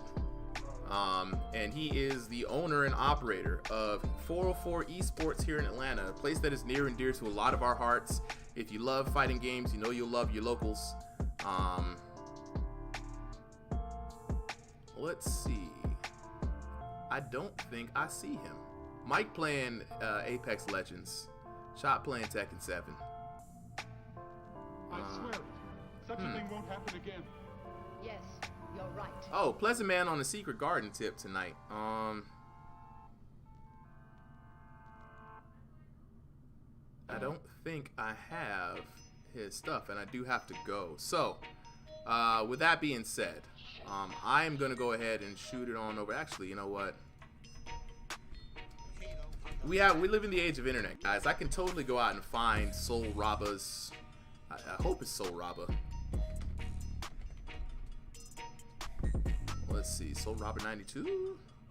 There we go. Found him. See? The internet. It wins every time. My boy Henry. Soul Robber 92. Funny guy. Actually beat me in one of my very first cosplay competitions at Final Round because he came dressed up as Black Jesus. It was hilarious. All right. We gonna raid his chat because I really want to see what's up with the interview here. So stay tuned. We're gonna talk to Greg. Scrubs to Dubs.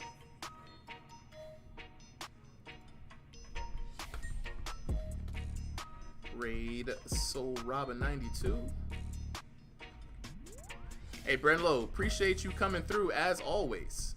I'm gonna try to raid here. Heyo. Alright, and as we load up the raid train, I would like to welcome you guys to come back again tomorrow, where I'm going to be working on these puppets some more. I'm going to be practicing some more Tekken, and yeah, I'd love to see you guys hang out with me. I appreciate everybody who came through today. All of the, like, Kenny, you are the man right now, dog. Like, all the support today put a smile on your boy's face, you know what I'm saying? But yeah, we're going to catch y'all a little later on. For now, this your boy Super M saying peace. And I'll catch y'all tomorrow, 7 to 10 p.m. Same time, same place, same face. Twitch.tv/ScrubsToTubs. Tell your friends. All right, y'all.